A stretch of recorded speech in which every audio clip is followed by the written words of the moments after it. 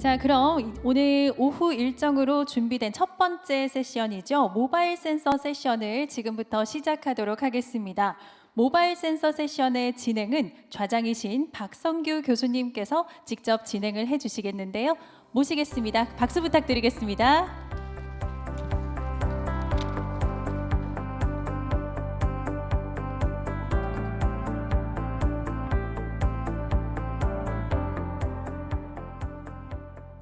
예, 안녕하십니까.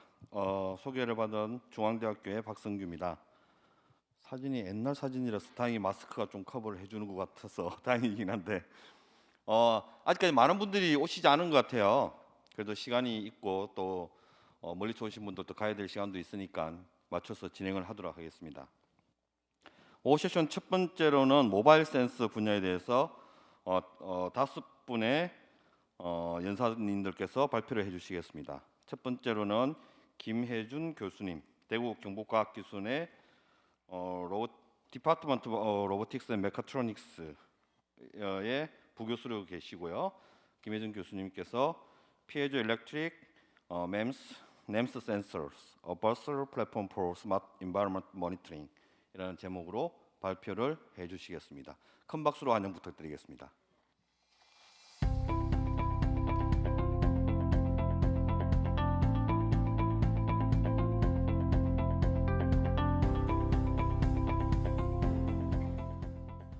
네, 교수님 소개 감사드립니다. 네, 방금 소개받은 디지스트 로봇 및 기계전자공학과 김회준입니다. 네, 다들 식사하시고 막 오신 것 같은데 더 많은 분들이 오시기 전에 빨리 발표 시작하도록 하겠습니다. 네, 오늘 제가 발표드릴 내용은 피에조일렉트릭, 즉 앞전 소재를 활용한 MEMS 센서입니다. 이를 활용해서 어떻게 다양한 환경 인자들을 측정할 수 있는지에 대해서 설명드릴 수 있도록 하겠습니다. 네, MEMS라는 것은 이제 마이크로 일렉트로 미케니컬 시스템스, 즉 굉장히 미세하면서도 기계적, 정기적 성질을 띠는 소자를 통틀어 칭하고 있습니다. 이러한 소자들은 기계적인 뭔가 물리 현상뿐만 아니라 정기적, 광적, 자기장, 온도 등 다양한 인자에 반응을 하기 때문에 많은 센서 그리고 소자 기술들이 탄생을 했는데요. 일단 1차적으로 1990년도 때 자동차에 들어가는 가속도계 센서, 자이로 등과 같이 에어백 센서로 큰 상업화를 이루었고, 그 다음으로 이제 저희가 다 매일 사용하는 핸드폰 그리고 이제 태블릿 등에 들어가는 이러한 센서로 또 제2의 부흥기를 맞았습니다. 여러분들께서 현재 사용하고 계신 삼성 갤럭시나 애플 아이폰 같은 경우에는 전면부에만 10개에서 20개 가까운 MEMS 센서들이 탑재되어 있습니다. 그리고 이제 최근 들어서 대두되고 있는 사물 인터넷 기반의 이런 기술들이 기존에 단일 센서가 단일 목적으로 활용된 것뿐만 아니라 다양한 센서들이 동시에 동시다발적으로 활용이 되면서 많은 정보를 동시에 습득을 하고 이를 기반으로 보다 더 현명하고 스마트한 결정을 내리는 기술들이 발전이 되어 왔고요. 단적인 예로 2017년도에 카네기 멜론에서 발표한 Synthetic Sensor for IoT라는 기술이 있습니다. 보시면은 사람 손에 이렇게 잡을 수 있는 작은 PCB 위에 약 한 8개 이상의 MEMS 센서들이 탑재되어 있고요. 카메라, 광 센서, 온도, 습도, 압력 등 이러한 다양한 인자들이 센서들이 탑재되어 있습니다. 이러한 센서들을 동시에 활용을 한다면은 예를 들어 자동차가 시동에 걸릴 때 그리고 고속도로에서 주행을 할 때 창문을 열었을 때 등 이러한 다양한 이벤트를 실시간으로 다양한 센서로 정보를 얻을 수 있기 때문에 단순히 차량 내부의 모니터링뿐만 아니라 도로의 상태, 주변의 그런 날씨라든가 그리고 내부의 사용자까지 동시다발적으로 정보를 습득할 수 있는 기술을 보여줬습니다. 저희가 이렇게 통하는 MEMS는 이제 아무래도 기계적인 구동 혹은 센싱 메커니즘이 들어가기 때문에 다양한 힘 또는 에너지원들을 기반으로 해서 구동이 되고 있습니다. 가장 전통적으로 일렉트로스태틱, 즉 정전기를 활용한 그러한 구동 방식, 그리고 이제 콤 드라이브, 가속도계에 많이 쓰이는 캐패시티브 전정 용량 힘 방식이 있고요. 그 다음에는 이런 국소적인 열 팽창을 활용한 thermal actuation이 있습니다. 이 외에도 자기장, 표면 장력, 진동 등 여러 가지 메커니즘이 있는데요.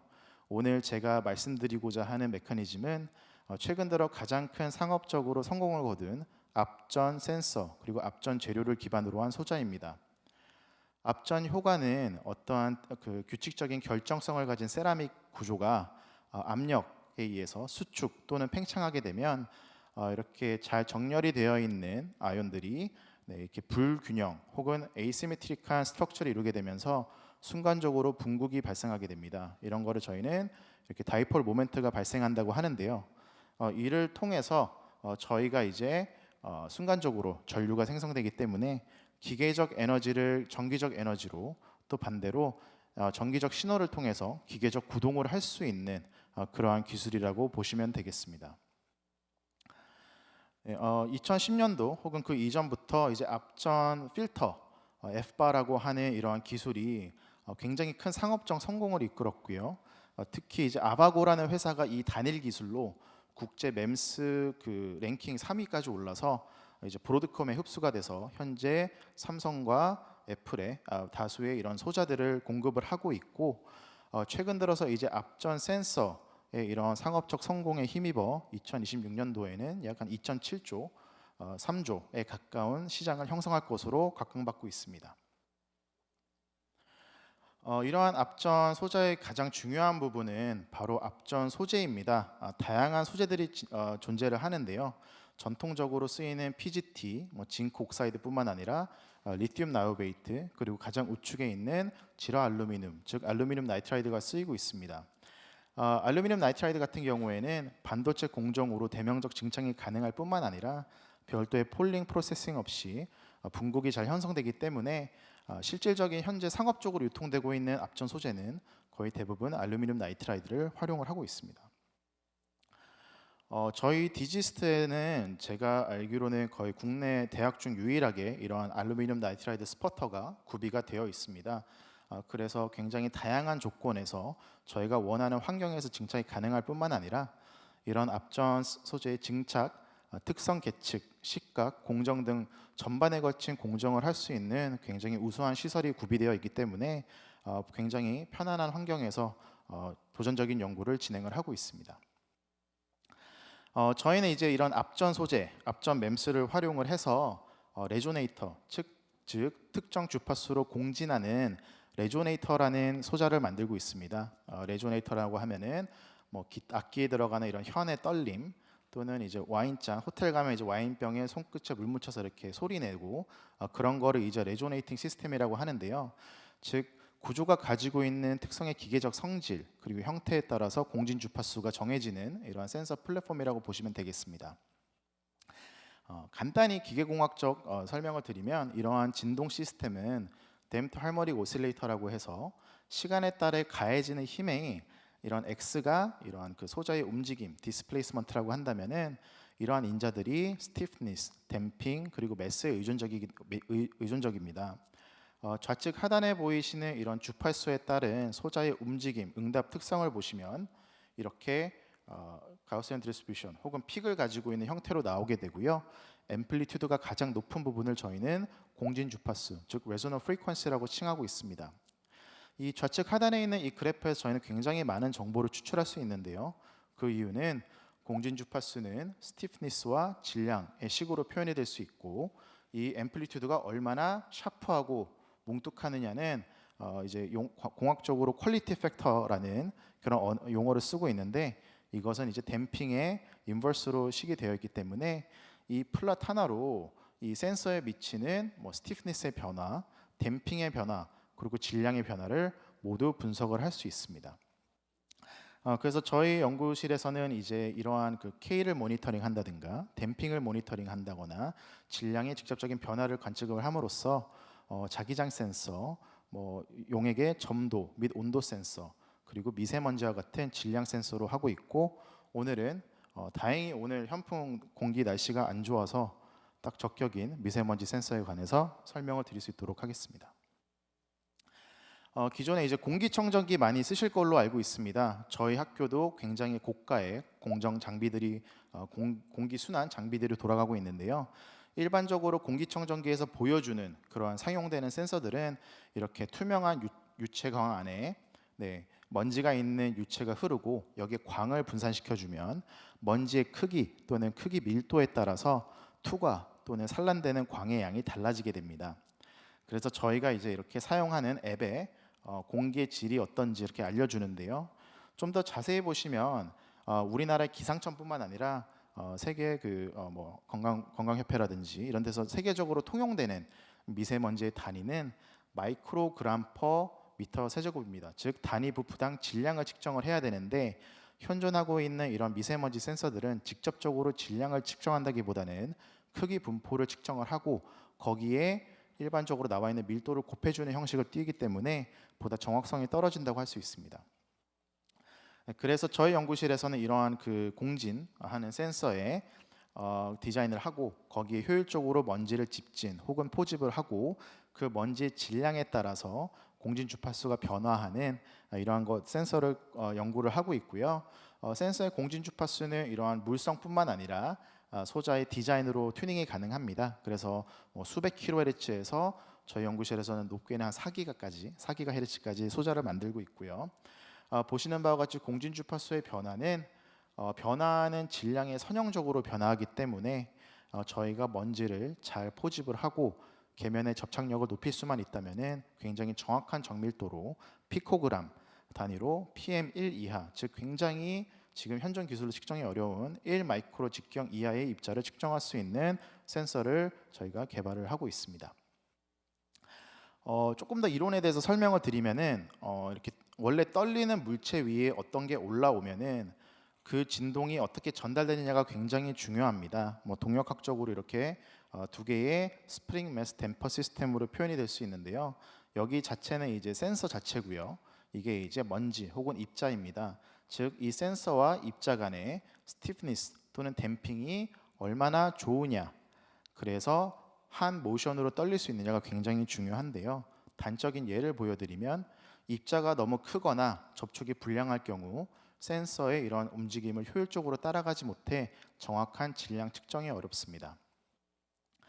반대로 입자 크기는 적당한데 그래서 떨림은 따라가지만 계면의 접촉이 또 불안할 경우 이렇게 페이즈가 달라짐으로써 역시나 효율적인 질량 센싱이 불가능해집니다.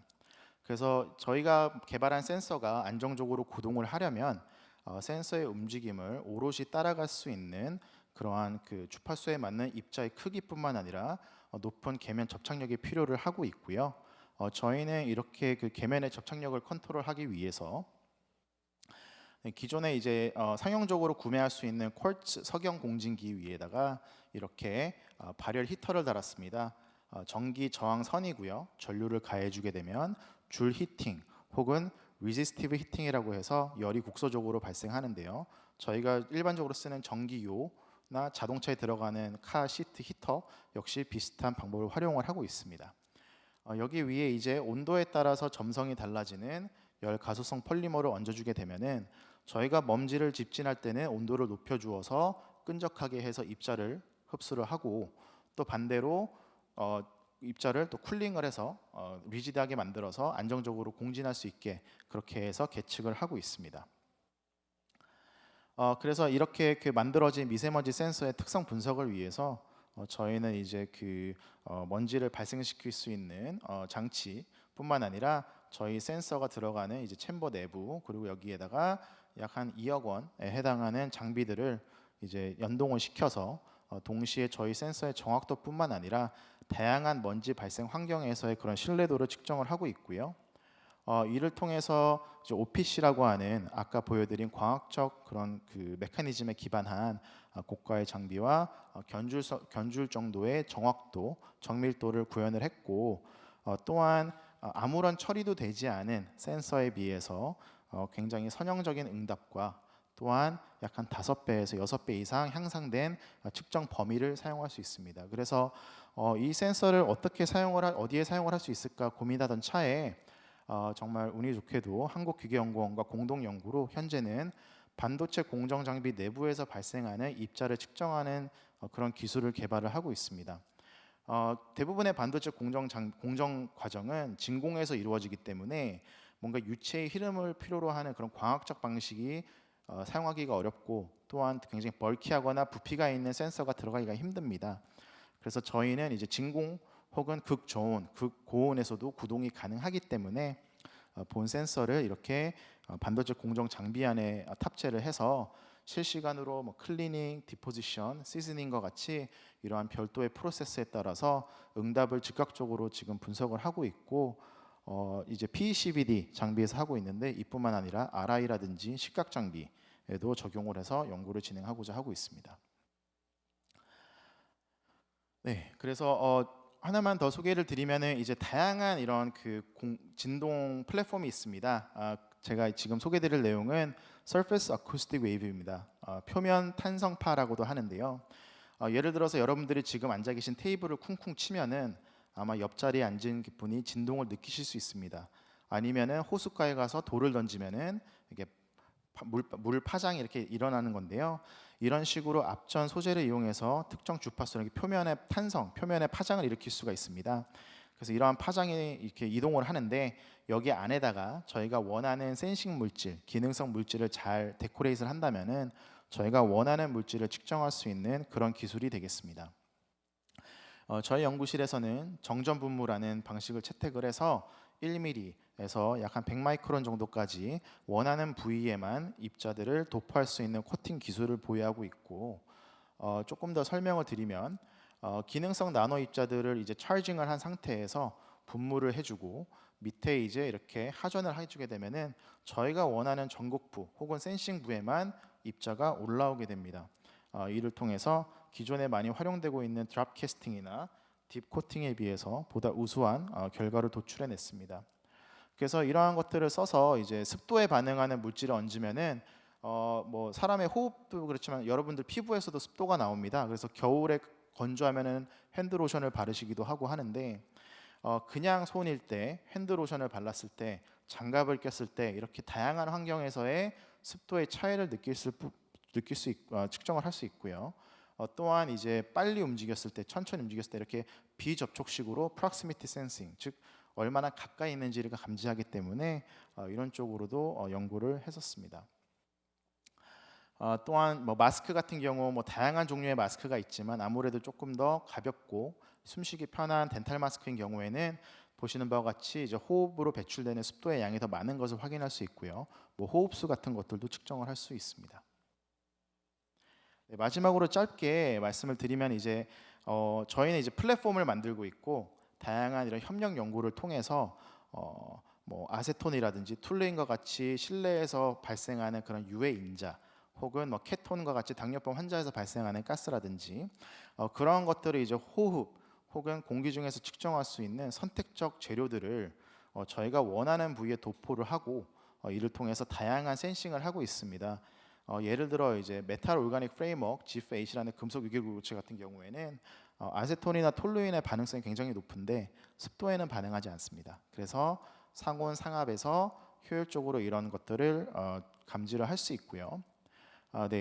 시간상 넘어가겠습니다. 이를 통해서 굉장히 반복적이고 장기간 사용이 가능하고, 또한 전력 역시 한 500마이크로와트 정도로 상당히 적게 사용하는 이런 센서 기술을 개발을 하고 있고, 오늘 또 소개를 드리진 않았지만 이런 앞전에 기계적 에너지를 정기적으로 변환하는 이런 반대의 현상을 이용해서 다양한 에너지 하베스팅, 자가발전 센서 연구도 진행을 하고 있습니다. 네, 오늘 제가 발표드린 내용은 여기 보이시는 장일류 박사과정생 그리고 정순인 박사가 주도적으로 수행을 한 연구입니다. 특히 저희 교내에 센소리움 사업에 큰 지원을 받았고요. 저희는 항상 공정을 많이 하기 때문에 항상 많은 도움 주고 계신 그 CCRF 기술원들께 큰 감사를 표합니다. 네, 감사합니다. 예, 좋은 강연 감사드립니다. 질문 있으신 분은 한 분만 시간 관계상 받겠습니다. 예, 그러면 다시 한번 좋은 강연해 주신 김혜준 교수님께 큰 박수로 감사드리겠습니다. 네, 감사합니다. 예, 두 번째로는 성균관대학교 김영훈 교수님께서 텍스타일 베이스드 멀티모달 센서스 for wearable electronics에 대해서 강연을 해주시겠습니다. 김영훈 교수님께서는 현재 성균관대학교 신소재공학부 성균 나노과학기술원의 부교수로 재직 중이십니다. 큰 박수로 환영 부탁드리겠습니다.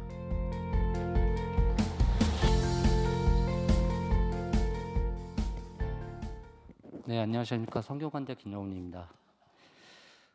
제가 오늘 발표드릴 부분은 조금 조금 전에 말씀 주셨던 분야랑 조금 다르긴 한데요. 제가 주로 이제 디바이스 쪽을 많이 하는데 요거는 조금 다른 부분에서 현재 진행을 하고 있는 연구입니다. 그래서 센서인데 저희가 쉽게 말하면 입고 있는 옷에 이제 센서를 임베딩해서 여러 가지 이제 시그널들을 얻고 그걸 또 응용하는 이런 연구들을 현재 진행을 하고 있고요. 그래서 이제 거기에 대해서 우선 말씀을 드리면 현재 저희가 흔히 통칭하는 웨어러블 디바이스 같은 경우에는 다양한 어떤 형태들이 존재합니다. 아마 뭐 논문에서 많이 보셨겠지만 이렇게 스킨에 이렇게 바로 올릴 수 있는 이런 이제 언스킨 디바이스들이 이제 또 있고 또 이런 뭐 구글 글래스나 이런 여러 가지 형태들의 어떤 액세서리 타입 같은 웨어러블 디바이스들도 이제 이미 상용화가 많이 되어 있습니다. 저희가 주로 이제 포커스를 맞춘 부분은 이런 제품들 외에도 어떤 옷에 클로딩이나 어떤 가르멧 쪽에 센서들을 임베딩해서 여러 가지 시그널들을 이제 확보하는 이런 이제 센서 기술들을 이제 주로 연구를 하고 있고 그거를 이제 흔히 일렉트로닉 텍스타일 또는 이제 이텍스타일이라고도 하고 또 이제 스마트 클로딩 이런 이제 용어를 많이 씁니다. 그래서 궁극적으로는 어떤 우리가 이제 입고 있는 뭐 다양한 옷에 여러 가지 센싱 기능들을 할 수 있는 그런 소자들을 임베딩을 하는데 우리가 이제 만약에 어떤 센서들을 벌크한 센서들을 임베딩하게 되면 우리가 이제 입고 다니기 좀 불편한 이런 것들이 있기 때문에 기존에 우리가 이제 입고 다니는 옷에 임베딩을 하되 우리가 이제 느낄 수 없을 정도로 이렇게 인테그레이션을 할 수 있는 이런 기술들을 이제 타겟으로 연구를 하고 있습니다. 네, 그래서 이제 요거를 저희가 이 분야를 다들 얘기하시는 거를 일렉트로닉 텍스타일이라고 하는데 결국은 기존의 일렉트로닉스와 텍스타일을 결합해서 어떤 섬유인데 이제 전자적인 기능을 하는 이런 센싱 특성을 갖는 어떤 섬유를 제가 이제 이텍스타일이라고 합니다. 그래서 저희가 하는 연구 분야들은 여기서 이제 필요로 하는 다양한 센서 기술들을 실 또는 이제 패브릭 타입으로 이제 만드는 게 타겟이고요. 그래서 오늘은 거기에 관련된 주제로 말씀을 드리겠습니다. 그래서 여러 가지 센서를 저희가 이제 응용할 수가 있는데 기존에는 이런 컨셉은 실제 한 1970년대, 80년대부터 있었고요.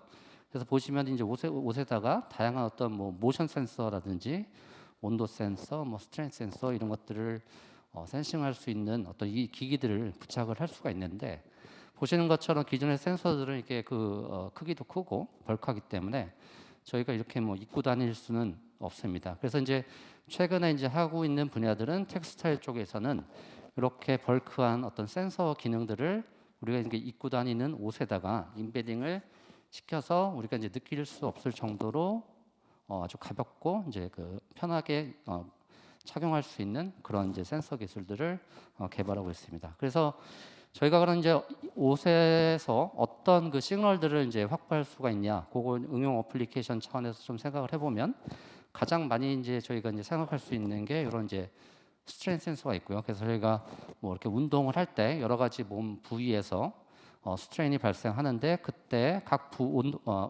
몸 부위에서 발생하는 스트레인을 이제 정확하게 이제 판별하는 이런 이제 스트레인 센서가 중요하고 또 한 가지가 어떤 심장에서 심박수 이런 하트 레이트 이런 것도 중요하고요. 그 다음에 뭐 이렇게 여기 있는 것처럼 발 밑에 신발 밑에 압력 센서를 넣어서 이렇게 우리가 이제 뭐 뛰거나 걷거나 할 때 액티비티를 측정할 수 있는 이런 이제 압력 센서들이 중요합니다. 또 한 가지 여기는 없는데 또 온도 센서, 그러니까 우리가 이제 몸 체온을 측정할 필요도 있는데 그래서 이제 주로는 이런 이텍스타일 쪽에서는 센서 관련돼서는 주로 이제 스트레인 센서 그다음에 압력 센서, 온도 센서를 위주로 이제 개발을 하고 있고, 오늘 제가 이제 발표드릴 내용은 주로 이제 이런 이제 그 스트레인 센서랑 그다음에 압력 센서에 대해서 얘기를 드리겠습니다. 우선 먼저 스트레인 센서에 대해서 이제 말씀을 드리면, 제가 이제 일반적으로 스트레인 센싱을 어떻게 하느냐, 여러 가지 메커니즘을 이제 활용할 수가 있는데, 기본적으로는 어떤 정기적 시그널을 얻어야 됩니다. 그래서 정기적 시그널을 얻기 위해서 어떤 그 섬유에 그 전도성을 부여해야 되는 그런 이제 일들이 우선 필요하고, 그 다음에 이제 두 가지 메커니즘, 이제 1차적으로는 전기를 통하는 어떤 패브릭이나 이제 파이버를 먼저 이제 만들어야 되고, 그 다음에는 이게 이제 이런 파이버나 패브릭들이 이 스트레인을 줬을 때 이런 식으로 어떤 저항이 특성의 변화를 가져야 됩니다. 그래서 일반적으로는 우리가 이제 스트레인을 줄 때 저항이 이제 늘어날 수 있고 이제 줄어들 수 있고 이런 이제 두 가지 타입이 있는데, 이거는 그 어떤 물질을 이제 어떤 시스템을 쓰느냐에 따라 달라지게 되는데, 오른쪽에 보이는 것처럼 스트레인 늘어날수록 이제 저항이 늘어나는 타입이 일반적이고요. 또 어떤 타입에서는 이제 스트레인 늘어나면 저항이 오히려 이제 감소하는 이런 특성들도 있습니다. 어찌됐든 이런 그 스트레인을 줬을 때 저항의 변화를 생성해내고 그거를 감지할 수 있는 센서를 만들어야 되는데, 우선은 말씀드린 것처럼 저희가 일단은 정기적인 시그널을 일단은 얻어야 되기 때문에 전도성 파이버를 먼저 만들어야 됩니다. 그래서 저희가 이제 초창기에 이제 했던 연구들은 그런 일반적인 실은 대부분 뭐 폴리에스터나 이런 나일론 같은 실은 저런치기 때문에 전기를 통하지 않습니다. 당연히. 그래가지고 이런 섬유에다가 어떤 전기적인 전도성을 부여하기 위해서 여러 가지 방법을 했는데, 초기에는 이렇게 피닷 같은 전도성 폴리머를 저희가 그 폴리머라이제이션을 하는 연구들을 좀 했습니다. 그래서 보시면은 이런 이닷 모노머를 이런 폴리에스터 파이버에 바로 이제 폴리머라이제이션을 통해서 이제 컨덕팅 필라멘트를 만드는 연구들을 이제 했고, 요거를 기반으로 저희가 이제 스트레인 센서를 만들었습니다. 그래서 왼쪽 아래 보이시는 것처럼 어떤 기계적인 특성을 봤을 때 이런 피닷을 코팅해도 기존의 어떤 그 기계적인 특성을 잘 유지를 하고 있고, 그 다음에 이제 표면에 잘 피닷이 코팅이 되는 것도 일단 확인했고, 어느 정도 이제 전도성을 갖는 기능들을 이제 확보할 수 있었습니다. 그래서 이거를 이용해서 저희가 이제 결국은 스트레인 센서를 이용하게 되면, 네, 이런 식으로 스트레인 만들기 위해서 이런 저희가 이제 피닷이 코팅된 파이버를 이 아래에 있는 패브릭에 이렇게 인베딩을 하게 됩니다. 그래서 이거는 저희가 뭐 지금 이제 그 재봉 틀 같은 거를 이제 쓰고 있는데, 이런 것도 자동으로 어떤 패턴을 만들 수가 있고, 보시면은 이런 뭐 리니어 타입의 어떤 패턴을 만들 수가 있고, 뭐 지그재그나 다양한 타입의 어떤 그 컨덕팅 파이버를 이런 식으로 우리가 패터닝을 할 수가 있습니다. 그래서 이런 식으로 이제 만든 파이버를 가지고 저희가 이제 스트레인 센싱을 특성을 보면 이런 식으로 어떤 동작을 하는 것을 이제 확인할 수가 있습니다. 보시면은 스트레인을 이렇게 늘렸을 경우에 저항이 이런 식으로 감소를 하고, 그다음에 저항이 변하는 어떤 레인지 같은 경우에는 이 타입에, 그러니까 그 패턴 타입에 따라서 달라지는 것을 확인할 수가 있습니다. 그래서 보시면은 일반적으로는 저희가 여기서 썼던 시스템 같은 경우에는 멀티 필라멘트 타입의 이제 C를 쓰기 때문에 스트레인이 늘어나게 되면 이 섬유 간의 각각의 필라멘트 간의 이제 컨택 수가 늘어나기 때문에 이런 식으로 이제 저항이 감소를 하게 되고, 그래서 이제 저희가 이런 저항이 감소하는 정도에 따라서 스트레인은 이제 판별할 수가 있습니다.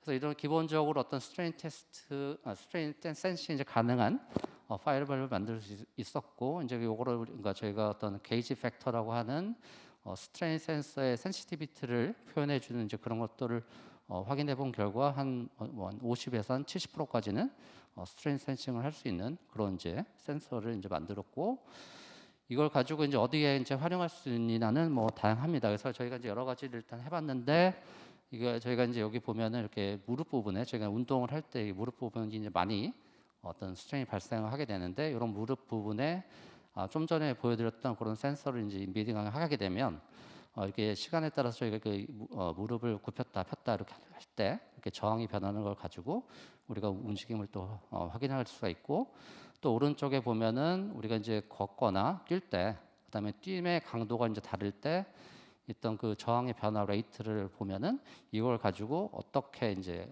활발하게 액티비티가 이제 적은지 아니면 많은지 등을 이제 확인할 수가 있습니다. 그래서 이런 어떤 그 다양한 어떤 형태의 어플리케이션이 가능하고 또 한 가지 했던 것들은 이런 스트레인 센서를 이렇게 이런 글러브에 이렇게 놓게 되면 저희가 이 손가락을 이제 굽혔을 때 그거를 이제 하나씩 독립적으로 인지를 할 수가 있습니다. 보시면은 여기 이제 5가지가 있는데 저희가 그래서 엄지부터 이렇게 5가지 손가락에 이런 스트레인 센서를 넣고 여기에 이제 이렇게 와이어러스 커뮤니케이션 되는 이런 거를 이제 인베딩을 하게 되면 저희가 한 가지 손가락을 이렇게 굽혔다 펼다 할 때 그 시그널들을 이렇게 디텍션을 할 수가 있습니다. 그래서 이제 각각 독립적으로 작동하는 이런 이제 스트레인 센서를 이제 글러브에 인베딩을 할 수가 있고 또 이걸 가지고 어떤 어플리케이션을 보여준다면 이게 말을 못 하시는 분들이 쓰는 랭귀지가 있는데 그 중에 하나가 이제 아메리칸 사인 랭귀지라고요. 손가락 모양으로 이렇게 캐릭터를 나타내는 게 있습니다. 그래서 각각의 이제 알파벳별로 손가락 모양을 이렇게 내면은 그거를 이제 그 캐릭터로 표현해 주는 게 있는데 그거를 저희가 일단은 응용을 해봤습니다. 그래서 저희가 이제 여러 가지 이 5가지 손가락이 있는데 그거의 어떤 그 굽힘 정도 그런 거에 따라서 이렇게 캐릭터를 표현할 수 있는 것들을 구현을 했습니다. 네, 이런 식으로 이제 스트레인 센서의 어떤 구현이 가능하고 기본적으로는 어떤 컨덕팅 폴리머를 만들어서 어떤 특정 패턴을 부여해서 스트레인 센싱을 할 수 있는 게 있고 두 번째로 말씀드릴 내용은 이제 압력 센서입니다. 그래서 이제 압력 센서 같은 경우에는 우리가 어떤 신체 부위가 눌렸을 경우에 거기서 이제 발생하는 압력을 이제 디텍션하는 건데 저희가 이제 활용한 방법은 이제 캐패시터 타입의 이온젤 필름을 이용해서 이런 압력 센서를 이제 만들었습니다. 기본적인 구조는 뭐 자세히는 시간상 말씀을 못 드리지만 어떤 패브릭이 있고 그다음에 이제 이온젤 필름을 이제 가운데 이렇게 샌드위치를 하게 됩니다. 그리고 이제 그 패브릭 위아래 보면은 이렇게 흰색으로 표현된 게 그 컨덕팅 파이버입니다. 그래서 컨덕팅 파이버가 위아래 있고 그 사이에 이제 이온젤 필름이 이렇게 인베드된 어떤 그 샌드위치 타입의 이제 MIM 구조 같은 이런 센서를 이제 텍스타일로 구현할 수가 있고 그래서 실제 이미지를 보면은 이런 식으로 위아래 이제 전극이 있고 그다음에 그 가운데 이제 이온젤 필름이 인베드된 그런 구조를 가지고 있습니다. 그래서 이온젤 필름은 저희가 이제 여러 가지를 이용을 하고 있는데 여기 논문에서는 이런 3가지 이온 리퀴드 그다음에 UV 경화를 하기 때문에 거기에 들어가는 이제 모노머랑 포토 이니시에이터를 이렇게 어떤 특정 비율로 넣어서 이온 필름을 이렇게 만들고 그거를 이제 텍스타일에 이제 인베딩하는 이런 어떤 특성을 가지고 있습니다. 이런 구조를 가지고 있습니다. 그래서 이런 이온젤 필름을 저희가 사용한 이유는 다들 좀 아시겠지만 이온젤 필름 같은 경우에는 캐패시턴스 값이 상당히 높습니다. 다른 어떤 그 다이렉트릭보다 캐패시턴스 값이 이제 상당히 높기 때문에 그런 부분을 저희가 활용할 수가 있고 근데 다만 이온젤 필름 같은 경우에는 일반적인 어떤 이노게닉 다이렉트릭보다는 그 높은 프리퀀시에서는 동작이 잘 안 되는 부분이 있습니다. 구조 특성상 그렇기 때문에 이런 부분 이런 단점이 있지만 근데 저희가 일반적으로 텍스타일 쪽에서 저희가 그 시그널을 얻는 프리퀀시가 대부분 한 1kHz 또에서 한 5kHz까지이기 때문에 이 정도 영역에서는 충분히 어떤 캐패시턴스 특성을 낼 수 있다라는 이제 그런 장점을 또 가지고 있기 때문에 이런 이온젤 필름을 물론 이제 전자 디바이스에 사용하기는 좀 어려운 부분이 있지만 이런 센서 부분에서는 이제 충분히 활용한 그런 이제 소재입니다. 그래서 이런 이온젤 필름을 이제 만들게 되고 그런 이제 소자를 만들게 되면 저희가 이제 그 눌렀을 때 이제 캐패시턴스 변화를 측정할 수가 있습니다. 그래서 그런 캐패시턴스가 그럼 어떻게 변하느냐를 저희가 일단은 생각을 해봤는데 실제적으로 저희가 위아래 이렇게 컨덕팅하는 이런 전도성 파이버들이 있고 가운데 이제 이온젤 필름들이 있는데 저희가 위에서 이렇게 압력을 가했을 때 실제 여기 전도성 필름 파이버와 이온젤 필름과의 어떤 접촉 컨택 에리어가 늘어나서 결국은 어떤 그 캐패시턴스 값이 늘어나는 것을 일단은 생각을 했고 그래서 그거를 검증하기 위해서 일단 그 간단한 시뮬레이션을 진행을 했었습니다. 그래서 보시면 이제 위에 이제 패브릭이 있는 구조고 여기에 멀티 필라멘트의 어떤 컨덕팅 파이버가 있고 이제 아이온 젤 필름이 있을 때 저희가 이제 압력을 가하게 되면 여기 잘 보이지는 않지만 여기 보시면은 여기 아래가 그 전도생 파이버와 이온젤 필름 간의 컨택 에어리어랑 이제 압력 분포를 보여주는 건데요. 실제 어떤 압력의 양이 늘어났을 때 이렇게 이온젤 필름 안으로 이런 파이버들이 이제 들어가면서 이렇게 컨택 에어리어가 증가해서 결국은 이 부분에서의 어떤 캐패시턴스 값이 증가해서 우리가 그거를 가지고 이제 압력을 추정해낼 수 있는 이런 어떤 구조를 만들었습니다. 그래서 요거를 가지고 이제 테스트를 해본 결과 이런 식으로 저희가 이제 프레셔를 가할 때 여기 이제 그 델타 C가 캐패시턴스 이제 변화량인데 이런 식으로 이제 변화를 갖게 되고 여기서 이제 여기가 이제 다른 그래프들은 저희가 제가 세 가지를 썼는데 아까 얘기 드렸던 그 아이온 리퀴드 그다음에 모노머 그다음에 포토 이니시에이터의 양을 이제 좀 다르게 해서 옵티마이즈를 한 결과 여기 보이는 것처럼 상당히 높은 어떤 센시티비티를 갖는 그 압력 센서를 이제 텍스타일 형태로 이제 구현을 했었습니다. 그래서 보시면은 이제 압력 센서에서 이제 중요한 어떤 파라미터가 이제 여러 가지가 있는데 제일 중요한 게 이제 센시티비티고 또 리스폰스 타임이 있는데 요 결과 같은 경우에는 센시티비티가 이제 다른 것들에 비해서 좀 높은 그런 이제 특성들이 있고 그 리스폰스 타임 같은 경우에는 한 200에서 한 300ms 정도로 이제 동작하는 것을 일단 확인을 했습니다. 그래서 이런 식으로 어떤 이온젤 필름을 이용해서 압력을 가했을 때 이제 컨택 에어리아의 이제 차이에 의해서 이제 캐패시턴스 변화를 얻게 되고 그걸 가지고 저희가 압력의 어떤 변화를 이제 인지할 수 있는 이런 이제 센서를 텍스타일로 이제 구현을 할 수가 있습니다. 또 한 가지 이런 어떤 그 캐패시티 타입의 센서의 장점은 아주 그 낮은 전압에서 이제 동작이 가능하다라는 겁니다. 그래서 좀 전에 보여드렸던 결과들은 다 1볼트에서 측정한 건데 이게 저희가 이제 0.01볼트까지 이제 가해주는 압력을 실제 이제 동작하는 전압인데 동작 전압을 0.01볼트까지 낮춰도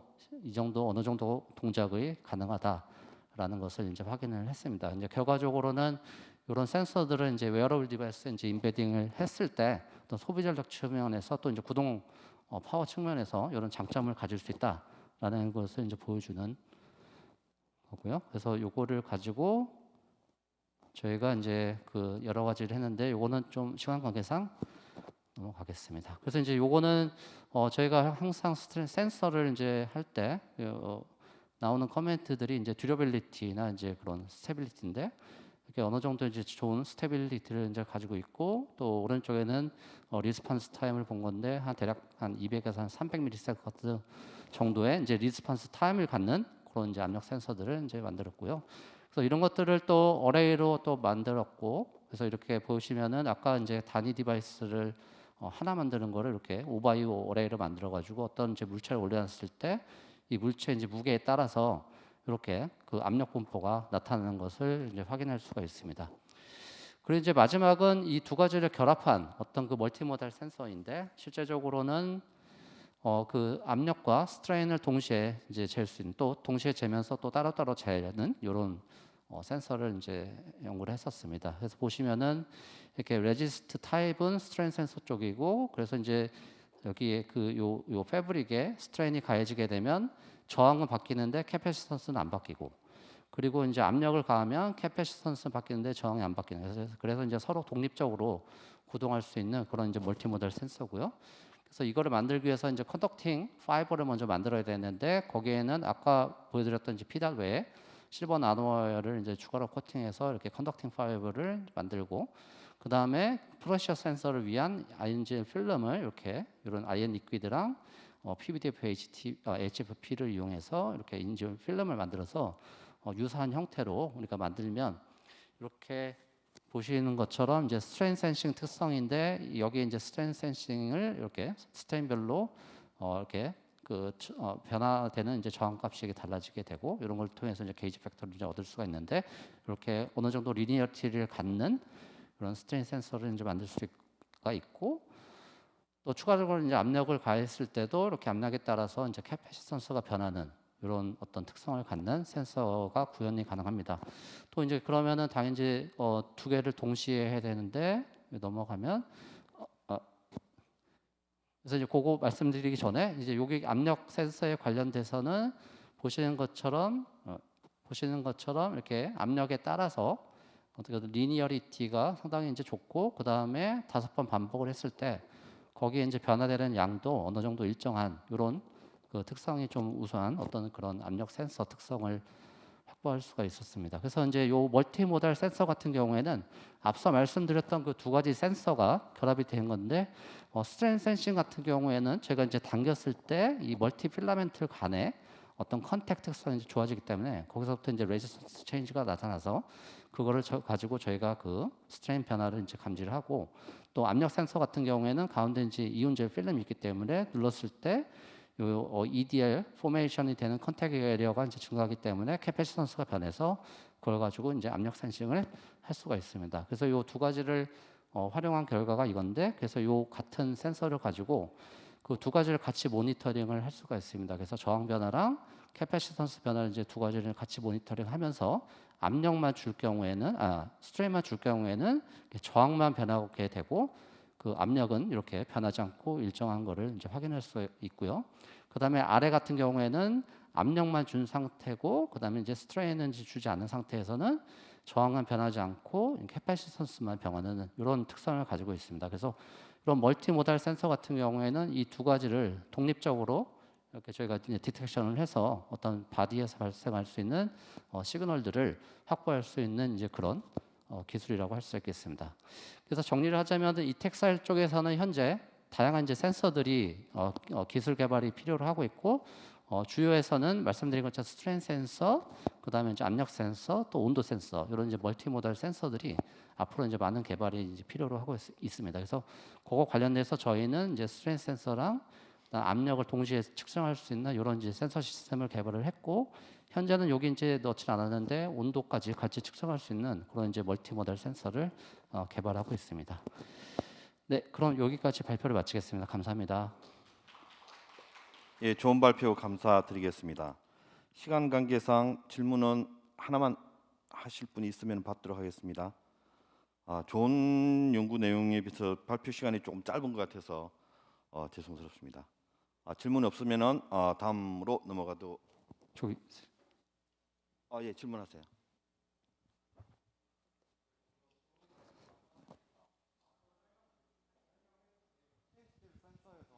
볼티지가 작아져도 잘 측정이 된다고 해주셨는데 그 혹시 볼티지가 작아져도 잘 측정이 되는 이유에 대해서 조금 더 자세히 설명해 주실 수 있을까요? 그거는 뭐 CV 여기 자료가 안 나오긴 하는데 그 저희가 그 CV 특성을 보면은 거기 낮은 전압에서 근데 아까 보시면은 그 잘 동작은 되는데 센시티비티는 떨어지는 면이 당연히 있습니다. 그래서 일반적으로 저희가 알고 있는 캐패시턴스 측에서 전압이 당연히 이제 중요한데 보면은 이제 이 실제적으로 바뀌는 요 캐패시턴스 변화량은 줄어듭니다. 그래서 보시면은 1볼트 같은 경우에는 한 뭐 1000 나노페로까지 이제 변하게 되고 그때는 센시티비티가 한 300 정도 되는데 0.01볼트로 이제 내려가면 당연히 이제 그 우리가 알고 있는 캐패시턴스 식에서 이 캡량이 당연히 줄어들게 되고요.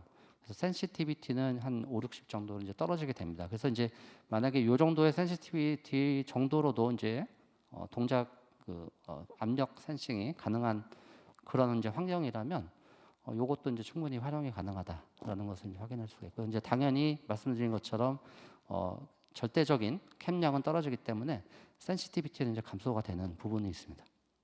네, 감사합니다. 예, 또 다른 질문이 있으신 분은 마치고 쉬는 시간에 브레이크 타임 시간에 연사분과 얘기를 하시면 좋겠습니다. 예, 다음 연사 발표로 넘어가겠습니다.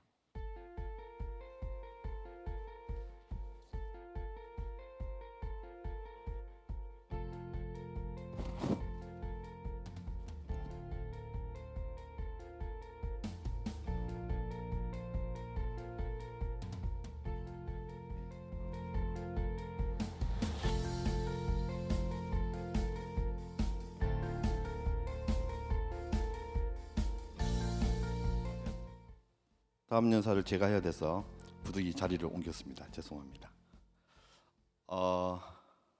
제가 오늘 발표 드릴 내용은 Hybridized Armor Pulse Oxide Photo Transistor for Neuromorphic Vision Sensor에 관련된 내용이고요. 앞서 기조 연설에서 최지원 회장님께서 뉴로몰픽 센서에 대해서 많이 얘기를 해주셨습니다. 그에 관련된 내용에 해당된다고 할 수 있고요. 이 얘기는 이제 흔히 많이 나오는 넥스트 제너레이션 일렉트로닉스 어떤 분야로 갈 거냐, 우리가 여러 가지를 생각해 볼 수 있지만 하이 데피니션 에어리어 분야와 그다음에 휴먼 프렌들리. 그래서 휴먼 프렌들리 하이 데피니션은 물론 잘 아시겠지만 더 고집적화, 모의 법칙을 넘어서는 고집적화로 갈 거다. 그래서 나노스케일을 넘어서는 그런 디바이스로 갈 수 있고요. 그다음에 휴먼 프렌들리 디바이스라고 했을 때는 우리가 인체 공학적인 디바이스 구조와 여러 가지 아키텍처를 가지는 그런 디바이스들, 뭐 플렉시블이라든지 스트레치블 같은 디바이스를 생각할 수 있을 거예요. 또 하나 또 휴먼 프렌들리라고 했을 때는 이런 디바이스 구조 자체뿐만 아니라 디바이스의 특성들, 특히 센서 분야가 굉장히 중요하게 되겠죠.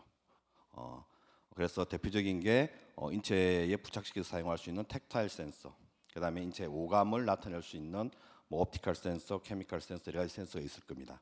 그러한 부분들이 멀티펑셔널하고 인터랙티브한 그런 역할을 가지고 있고, 그래서 휴먼 센터 오브 더 디바이스 형태로 가게 될 거다라는 것도 하나의 큰 축이라고 생각할 수가 있겠습니다. 그래서 현재 보면은 커런트 센서 테크놀로지는 좀 전에 말씀드렸다시피 그런 여러 가지 오감이라든지 아까 기조 연설에서도 강연에서도 말씀이 있었었는데 여러 가지 센서가 동시에 집적화되는, 그다음에 센서가 이전에는 따로따로 여러 가지 분리됐다면은 지금은 센서의 뭐 센싱 에어리어, 다음에 주변 회로, 메모리 여러 가지 디지털 버스라든지 이런 것들이 다 일체화시켜서 하나의 시스템화하는 그런 구조로 진행이 될 거다라고 예상들을 하고 있습니다. 또 하나의 큰 축은 오전에도 나왔다시피 in sensor computation이라고 해서 좀 전에 말씀드렸던 센서의 우리 센서라는 건 사실은 우리의 인간의 시스템을 모방하는 건데 예를 들어서 우리가 시각 시스템을 본다면은 시각을 이미지 센서 같은 경우는 이미지 센서에 인풋 빛이 들어오게 되면은 여기에 있는 여러 가지 우리 눈을 나타내는 렌즈 시스템, 그다음에 레티나 시스템 이런 것들이 이미지 센서의 뭐 컬러 필터라든지 그다음에 광학계라든지 그걸 모방한 거라면은 그 유입되는 예를 들어 메모리라든지 그다음에 프로세서라든지 또 ROIC 같은 주변 회로들 그런 것들은 인간의 뇌를 모방하는 그런 시스템을 만들어서 하나의 집적화된 시스템을 나타내고 있습니다. 그래서 현재는 폰 노이만 방식의 예를 들어서 비전 센서, 이미지 센서를 예를 든다면 폰 노이만 방식으로 했을 때는 우리 외부에서 빛이 들어오면은 이미지 센서에서 빛을 디텍션하는 것들이 메모리로 이동시키고 메모리에서 다시 신호 처리 분야로 이동시키고 ROIC를 통해서 신호 처리를 하고 그 다음에 전기적 신호를 바꿔서 우리가 볼 수 있는 그런 형태로 바뀌는 겁니다. 근데 이런 것들을 뉴로몰픽 시스템이라고 해서 인간의 이 뇌 구조를 모방하는 그러한 전자 소자들이 전자 부품들이 만들어지기 시작했고요. 그걸 바탕으로 해서 이러한 센서를 기존의 폰 노이만 방식에서부터 벗어나서 Near Sense Computation 이란 방식으로 진행을 하고 있습니다. 이 Near Sense Computation 방식이라는 것은 기존의 이미지 센서 같은 하드웨어 구조를 가지고 있지만 이 하드웨어를 신호 처리와 메모리 기능을 동시에 할 수 있는 Electrical Synapse라고 하는 새로운 뉴로몰픽 소자를 구현하고 이 소자를 바탕으로 해서 우리가 바로 눈으로 확인할 수 있게 몇 단계를 건너뛸 수 있는 그러한 센서 시스템으로 발전하고 있고요. 이것들이 좀 더 발전하게 된다면은 이 하드웨어, 이미지 센서 부분, 빛을 디텍션할 수 있는 이 하드웨어와 이 시냅스, 메모리와 신호 처리를 하는 그 분야가 동시에 만들어지는 in sensor computation이라고 해서 디텍션을 하면서 동시에 신호 처리까지 하고 메모리까지 할 수 있는 그러한 역할을 하는 구조로 점점 발전하고 있습니다. 현재 대부분의 센서는 이 폰노이만 방식의 기존의 방식을 하고 있고요. 최근에는 옵티컬 시스템 쪽에서는 이런 리얼 센서 컴퓨테이션에 대한 예시들이 나오고 있습니다. 많이 나오고 있고 가장 최근에는 이러한 인센서 컴퓨테이션에 대한 예를 들어 설명한다든지 그다음에 그것들의 아주 기초적인 단계의 소자 구현, 그다음에 회로의 구현에 대한 연구 결과가 발표가 되어지고는 있습니다. 그래서 간단하게 뉴로몰픽 컴퓨팅에 대해서 간단하게 소개를 좀 드리자면은 기존의 폰 노이만 컴퓨테이션이라는 우리가 잘 알고 있다시피 이러한 시퀀셜 프로세싱에서 여기서 인풋이 들어가면은 어떠한 알고리즘 로직 서킷을 통해서 메모리를 갖다가 메모리에서 기억되어 있는 값들을 찾아서 다시 컨트롤 유닛으로 가고 컨트롤 유닛에서 다시 이쪽으로 해서 반복을 해서 돌아서 아웃풋으로 나오는 순차적인 방식으로 진행해 나오고 있습니다. 그다음에 이런 것들을 통해서 각각의 역할이 분담되어 있는 로컬 리프레젠티드 메소드, 각각의 빌딩 블록에서 각각 역할을 가지고 있죠. 이러한 방식으로 진행을 해 나가고 있는 반면에 뉴로몰픽 디바이스라는 것은 패럴레일 프로세싱, 아까 아파트에서 김서방 찾듯이 패럴레일하게 동시에 여러 가지로 이렇게 순차적으로 진행되는 게 아니고 한꺼번에 하나의 빌딩 블록이 메모리 기능도 있고 시그널 프로세싱 기능도 있고 연산 기능도 있고 동시에 다 할 수 있는 그런 것들이 될 수 있고, 그렇기 때문에 디스트리뷰티드 리프레젠테이션, 순차적으로 각각 역할이 분담되어 있는 게 아니고 하나의 유닛이 모든 역할을 동시에 다 수행할 수 있는 그러한 시스템이 뉴로몰픽 시스템이라고 설명을 드릴 수가 있겠습니다.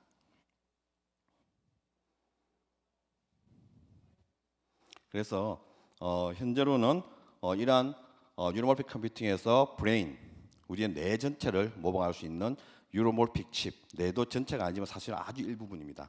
이렇게 여러 가지 복합적으로 만들어져 있는 뉴로몰픽 칩이 있고, 그다음에 우리가 뉴론, 이 신경세포들이죠. 신경세포와 신경세포들이 서로 연결되어 있는, 신경세포들이 연결되어 있는 이러한 구조를 우리가 뉴론이라고 했습니다. 그 뉴론은 우리가 뉴로널 어레이라고 해서 이 각각의 하나하나의 유닛 소자, 단위 소자들의 결합체로 뉴로널 어레이라고 해서 이 뉴론을 구현을 하고 있는, 하드웨어적으로 구현을 하고 있고요. 또한 이 각각의 뉴로널 어레이에 해당되는 단위 소자들, 각각 신경세포와 신경세포를 연결하기 위한 이 단위 소자를 우리가 시냅스라고 할 수 있습니다. 잘 아시다시피 인간의 시냅스라는 것은 신경세포와 신경세포 간의 서로 연결을 어떤 전기적 신호로 연결하게 되는데, 그 전기적 신호라는 게 우리 몸속에 있는 칼슘이라든지 소디움 아이온, 이 아이온들을 통해서 전기적 신호로 해서 서로 연결을 시키고 있고, 이 소디움 아이온들의 농도가 어떠냐, 농도를 우리가 웨이트라고 표현하는데, 그 웨이트에 따라서 숏타임 메모리, 기억을 짧게 단기 기억이냐 장기 기억이냐, 그 다음에 어느 지점에 어떤 기억을 가지고 있느냐를 이 전기적인 세기를 가지고 결정을 하고 있다고 알려져 있습니다. 네, 그러한 것들을 현재로는 아주 단순한 맵리스트라는 구조로 이 컨덕티비티, 악시전 베이컨시의 컨덕티비티를 조절해서 우리가 얼마나 커넥티비티라고 얘기할 수 있는데, 이 커넥티비티를 조절해서 컨덕턴스를 통해서 커넥티비티를 나타내고 시냅틱 웨이트를 나타낸다고도 할 수 있겠습니다. 안 넘어가. 그래서 뉴로몰픽 비전 센서 같은 경우에는 이러한 뉴로몰픽 시스템을 적용해서 하게 되는 연구를 진행하고 있고 소자를 구성을 하고 있습니다. 그래서 컨벤셔널한 이미지 센서 같은 예를 들어서 CMOS 이미지 센서 같은 경우에는 우리가 센스 유닛, 색을 감지할 수 있는 센스 유닛과 메모리, 그다음에 프로세싱 유닛 같은 게 각각 분리돼서 구성이 되어져야 되고요. 그래서 끊임없이 아리그램에서 보시다시피 각각의 픽셀에서 받은 모든 신호들을 동시에 메모리에 전달해야 되고, 메모리에서는 다시 ROIC로 전달돼서 또 외부로 전달돼서 우리 눈으로 볼 수 있는 전기적 신호로 변환이 돼야 됩니다. 이러기 위해서는 모든 데이터들이 끊임없이 계속적으로 순차적으로 전달이 돼야 되는 겁니다. 그래서 이게 순차적으로 전달돼야 되는 반면에 유로몰픽 이미지 센서라는 것은 이벤트 베이스드, 예를 들어서 이 컨벤셔널 우리가 이미지 센서 같은 경우는 항상 모든 프레임 바이 프레임으로, 한 프레임에서 그 다음 프레임으로, 프레임이 지나면은 또 다른 새로운 프레임의 정보가, 모든 정보가 전달돼야 돼요. 각 픽셀마다 전달돼야 돼서 프레임 바이 프레임으로 계속 순차적으로 엄청나게 많은 양의 정보가 전달돼야 되는 반면에 유로몰픽 이미지 센서 같은 경우는 이벤트 베이스드, 즉 실렉티드 데이터만 트랜스미션을 하면 가능한 겁니다. 예를 들어서 변하지 않는 부분의 신호는 굳이 전달될 필요가 없죠. 우리가 패러레일하고 동시에 보고 있으니까. 그래서 변하는 부분의 신호만 전달돼서 소비 전력이라든지, 다음에 이거의 속도라든지 여러 면에서 많은 유리한 점을 차지할 수 있을 거다라고 생각을 하고 있습니다.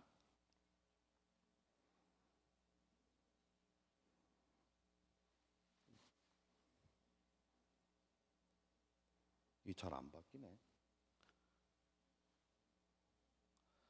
그래서 현재로는 이러한 에뮬레이션, 저 뉴런널이나 시냅틱 디바이스, 인체의 시냅틱 소자나 뉴럴 어레이들을 구현하기 위해서는 어떤 식으로 이용을 하고 있느냐면은 아까 말씀드렸다시피 뉴런과 뉴런을 연결시키는 이 접합부를 우리가 시냅스라고 시냅스 소자라고 할 수 있는데, 이 시냅스의 시냅트 웨이트 베리에이션을 실제로 전자 소재에서는 컨덕티비티 베리에이션을 통해서 비슷하게 구현을 할 수 있다라고 생각하고 있고, 아까 말씀드렸다시피 기억량 혹은 기억의 위치, 그다음에 기억의 가소성에 따라서 웨이트를 줄 수 있는데, 그 웨이트를 이러한 예를 들어서 초기에는 맵리스트에 지금 맵리스트 사용하고 있는 산화물 반도체라든지 산화물 전체의 컨덕티비티, 전기적 신호를 통해서 컨덕티비티를 임의로 조절할 수 있는, 즉 펄스의 위스라든지 펄스의 세기라든지 펄스의 시간 등을 통해서 임의로 조절을 할 수가 있어서 그걸 통해서 컨덕티비티 베리에이션을 통해서 시냅틱 웨이트를 조절할 수 있었습니다. 또 하나 최근에 또 많이 각광을 받고 있는 소자 중에 하나가 2단자 소자 외에 3단자 소자. 이 트랜지스터 소자에서도 비슷한 컨덕티비티 베리에이션을 만들 수 있고, 이 컨덕티비티 베리에이션 특히 3단자 소자에서는 2단자 소자 외에도 게이트라는 또 다른 단자가 있기 때문에 이 게이트에 의한 2단자 소자가 갖지 못한 또 다른 여러 가지 정보를 그다음에 베리에이션을 시킬 수 있는 방법들에 대해서 많은 연구가 되고 있고, 최근에는 이러한 것들에 대한 이러한 3단자 소자를 이용해서 이미지 센서라든지 다양한 디바이스에 적용하고자 하는 연구가 진행이 되고 있습니다.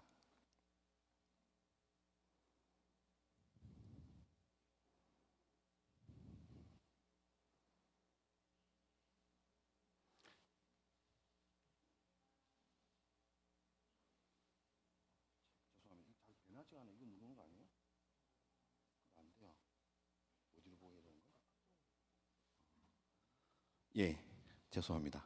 그래서 특히 이런 3단자 소대에서는 산화물 반도체를 이용해서 컨덕티비티 베리에이션을 조절할 수 있고, 또한 메모리 효과를 얻어낼 수가 있습니다. 이 산화물 반도체 같은 경우는 특히 산화물 반도체에 존재하고 있는 persistent photoconductance라고 하는 빛을 받으면은 이 빛에 의해서 만들어진 일렉트론 홀 페어들이 어느 정도 시간까지 계속 유지할 수 있는 그런 특성을 나타낼 수 있고, 그걸 통해서 메모리 효과를 나타낼 수 있습니다. 그래서 이러한 산화물 반도체가 가장 많이 사용되고 있는데, 특히 이 산화물 반도체는 이러한 빛 반응성 특성 때문에 빛에 대한 옵티컬 센서라든지 그다음에 이미지 센서, 비전 센서에 많이 사용이 되고 있습니다. 그러면서 보시다시피 산화물 반도체 같은 경우는 빛이 들어왔을 때 빛을 끄고 난 후에도 어느 정도 계속 만들어진 일렉트론 홀 페어들이 유지되고 있다는 것을 확인할 수 있고요. 이걸 좀 더 이론적으로 설명을 드리면은 우리가 이러한 이퀄리브리엄 스테이트 컨덕션 밴드에서 예를 들어서 EHP 일렉트론 홀 페어가 만들어져서 이쪽으로 밴딩을 일렉트론이 익사이테이션 돼서 밴드업이 되게 되면은 이 밴드업은 이 산화물 반도체의 특별한 성질 때문에 어떤 메타스테이블 상태로 존재하게 되고 금방 리컴비네이션이 일어나지 않게 됩니다. 이러한 리컴비네이션이 일어나기 위해서는 이 에너지 배리를 넘어서 원래 상태로 돌아가서 다시 이퀄리브리엄 스테이트로 돌아갈 수 있는 에너지가 가해져야 되고요. 그때 가해질 수 있는 에너지 때문에 그냥 외부에서 가해주는 에너지가 없다면 서멀 에너지에서 서서히 에너지를 올라가게 돼서 배리를 넘게 되고, 그 다음에는 자연적으로 슬로우 데케이, 리컴비네이션이 이루어지는 그런 형태로 진행이 되고 있는 걸로 알려져 있습니다. 그래서 산화물 중에서도 여러 가지 산화물들이 뭐 인디움 갈륨 징크 악사이드, 그다음에 인디움 틴 징크 악사이드 산화물의 종류에 따라서 그러한 데케이 타임이 달라진다는 걸 알 수 있고, 그 데케이 타임은 우리가 잘 알고 있는 스트레치드 익스포넨셜 펑션에 의해서 이 시간 렉세이션 타임 타우 값에 따라서 달라진다는 게 알려져 있습니다. 특히나 아까 말씀드렸다시피 이러한 산화물 반도체를 이용한 혹은 시냅틱 소자 같은 경우에는 그거의 컨덕티비티가 어떻게 리니어하게 외부에 외부 자극에서 리니어하게 반응하느냐 이런 것들이 그 정확도라든지 그다음에 시스템의 구조 단순화를 결정지을 수 있기 때문에 이러한 임의의 릴렉세이션 타임을 우리가 임의로 조절할 수 있는 그러한 기술이 아주 중요하게 됩니다. 그래서 지금 알려진 바로는 인디움 갈륨 징크 악사이드나 그다음에 인디움 틴 악사이드와 여러 가지 물질에 따라서 이러한 배려가 달라진다는 걸 알려져 있고, 이 배려가 높을수록 릴렉세이션 타임이 길어진다. 왜냐하면 액티베이션 에너지가 배려를 넘을 수 있는 액티베이션 에너지가 높아지니까. 그래서 따라서 이러한 것들에 따라서 우리가 임의로 이러한 시냅틱 소자들의 리니어리티를 임의로 조절할 수 있을 거다라는 것은 알려지고 있는 현상들입니다.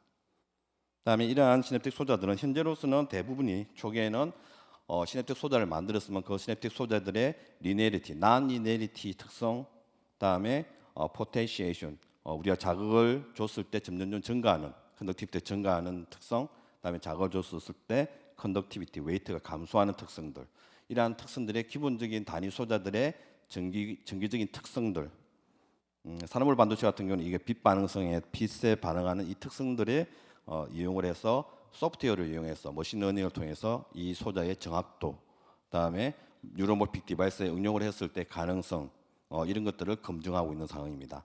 일단 우리가 흔히 많이 알려져 있는 니스트에서 개발되어 있는 MNIST라는 데이터베이스를 이용해서 머신러닝을 통해서 이 정확성들을 검증을 하고 있고요. 최근에는 이러한 소프트웨어 방식이 아닌 하드웨어 방식으로 많이 검증을 하고 있습니다. 특히 이 하나의 시냅스 소자가 아니고 시냅스와 시냅스를 연결시킬 수 있는 뉴럴 어레이를 만들어서 이 시냅스의 특성들을 평가하는 그러한 연구들이 많이 진행이 되고 있고, 그렇게 했을 때 이러한 핸드라이팅된 아까는 MNIST라는 데이터베이스를 위한 머신러닝을 통해서 검증을 했다면은 이러한 최근에는 이러한 하드웨어 구현을 통해서 하드웨어적으로 정확도를 구현하는 그러한 연구가 많이 진행이 되고 있는 상황입니다.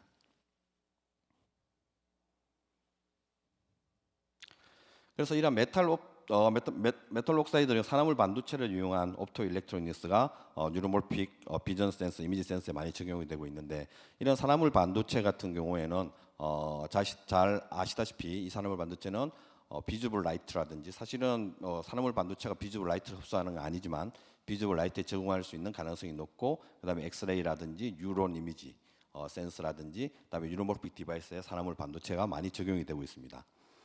그다음에 이러한 산화물 반도체는 이러한 이미지 센서나 비전 센서에서는 특히 ROIC 회로 리드아웃 인테그레이트 서킷 쪽으로도 많이 적용하려고 하고 있고요. 그다음에 각각의 픽셀의 스위칭 디바이스로도 많이 사용을 하고 있습니다. 그래서 보시다시피 이러한 산화물 반도체 그 자체를 비주얼 라이트 이미징을 사용하지 않지만 비주얼 라이트 이미징의 스위칭 소자라든지 혹은 다양한 회로 서킷에서 사용할 수 있고요. 그다음에 엑스레이 이미징에서 서킷, 그다음에 뉴런 이미징에서도 서킷의 산화물 반도체를 많이 사용을 하고 있고, 최근에는 이러한 산화물 반도체를 다이렉트로 비주얼 이미지 센서로도 적용하고자 하는 연구가 진행이 되고 있습니다.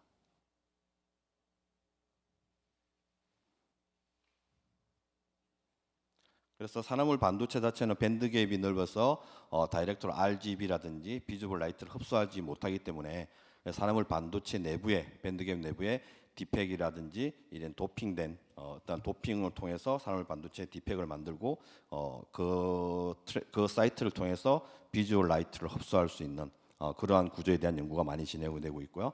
또 하나의 방법은 헤테로정션 구조를 통해서 산화물 반도체 위에 여러 가지 라이트 업소프션, 빛을 업소프션 할 수 있는 그런 물질을 올려서 다양한 빛을 광 특성을 보여줘서 이거를 이미지 센서에 적용하고자 하는 연구가 진행이 되고 있습니다.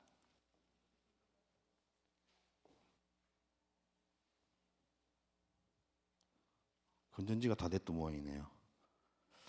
그래서 저희 연구실 같은 경우는 주로 하이브리드 신핌 트랜지스터, 헤테로정션 구조를 통해서 산화물 반도체를 다양한 파장을 가지고 있는 비주얼 라이트에 적용할 수 있는 그런 연구를 진행을 하고 있고요. 그러면서도 보시다시피 메탈 옥사이드 채널 레이어를 그대로 사용하는데, 이 채널 레이어 같은 경우는 하이 모빌리티라든지 얘가 가지고 있는 PPC 이펙트를 통해서 다양한 집적 회로라든지 스위칭 소자 혹은 만들어진 차지 캐리를 이동시키는 그러한 채널 디바이스로 사용을 하고 있고요. 그 위에 빛을 업섭션할 수 있는 포토 업섭션 레이어로 퀀텀 닷이라든지 메탈 칼쿠지나이드라든지 페로브스카이트, 올게닉과 같은 여러 가지 물질을 사용해서 하이브리드 형태의 디바이스를 만들어서 포토 이미지나 비전 센서에 적용하는 연구를 진행하고 있습니다. 이런 헤테로정션 구조에서는 앞서 말씀드렸다시피 산화물 반도체가 가지고 있는, 원래는 산화물 반도체를 시냅틱 소저라든지 유로몰픽 소저를 사용하기 위해서는 산화물 반도체가 가지고 있는 PPC 효과를 통한 메모리 이펙트를 적용해서 시냅스 소저에 적용을 하였다면은 지금과 같은 이러한 하이브리드 스트럭처, 헤테로정션 스트럭처, 산화물 반도체는 단지 채널 형태로 사용하고 빛을 흡수하는 물질이 따로 있을 경우에는 이러한 헤테로 스트럭처 구조에서는 이러한 시냅틱 웨이트, 즉 메모리 효과를 조절할 수 있는 것은 이 헤테로 정션의 이 퀀텀 웰의 정도를 조절함으로써 가능하다라는 게 알려지게 되었고요. 그래서 저희 실험실 같은 경우에는 이 퀀텀 웰의 산화물 반도체 위에 적정되어 있는 카드뮴 셀레나이드 혹은 카드뮴 설파이드 혹은 다양한 여러 가지 종류의 업섭션 레이어의 형태 혹은 물질의 조성에 따라서 이러한 타입 2 방식의 헤테로 스트럭처의 윗부분에 존재할 수 있는 컨덕션 밴드에 존재할 수 있는 이 스파이크 라이크의 퀀텀 웰의 정도를 조절하고, 이 정도를 조절함으로써 아까 우리가 보여줬던 메모리의 지속 시간 혹은 리니어리티를 임의로 조절할 수 있다는 게 알려져 있습니다. 그래서 이거에 대한 연구를 통해서 이 헤테로 정션의 구조에 따라서 이 타워감, 이 지속 시간, 스트레치드 타임 자체가 타워 값이 변할 수 있고, 그다음에 이것들을 조절함으로써 우리가 리니어리티를 조절해서 좀 더 효율적인 시냅틱 소자를 만들 수 있더라는 것을 확인할 수가 있었습니다.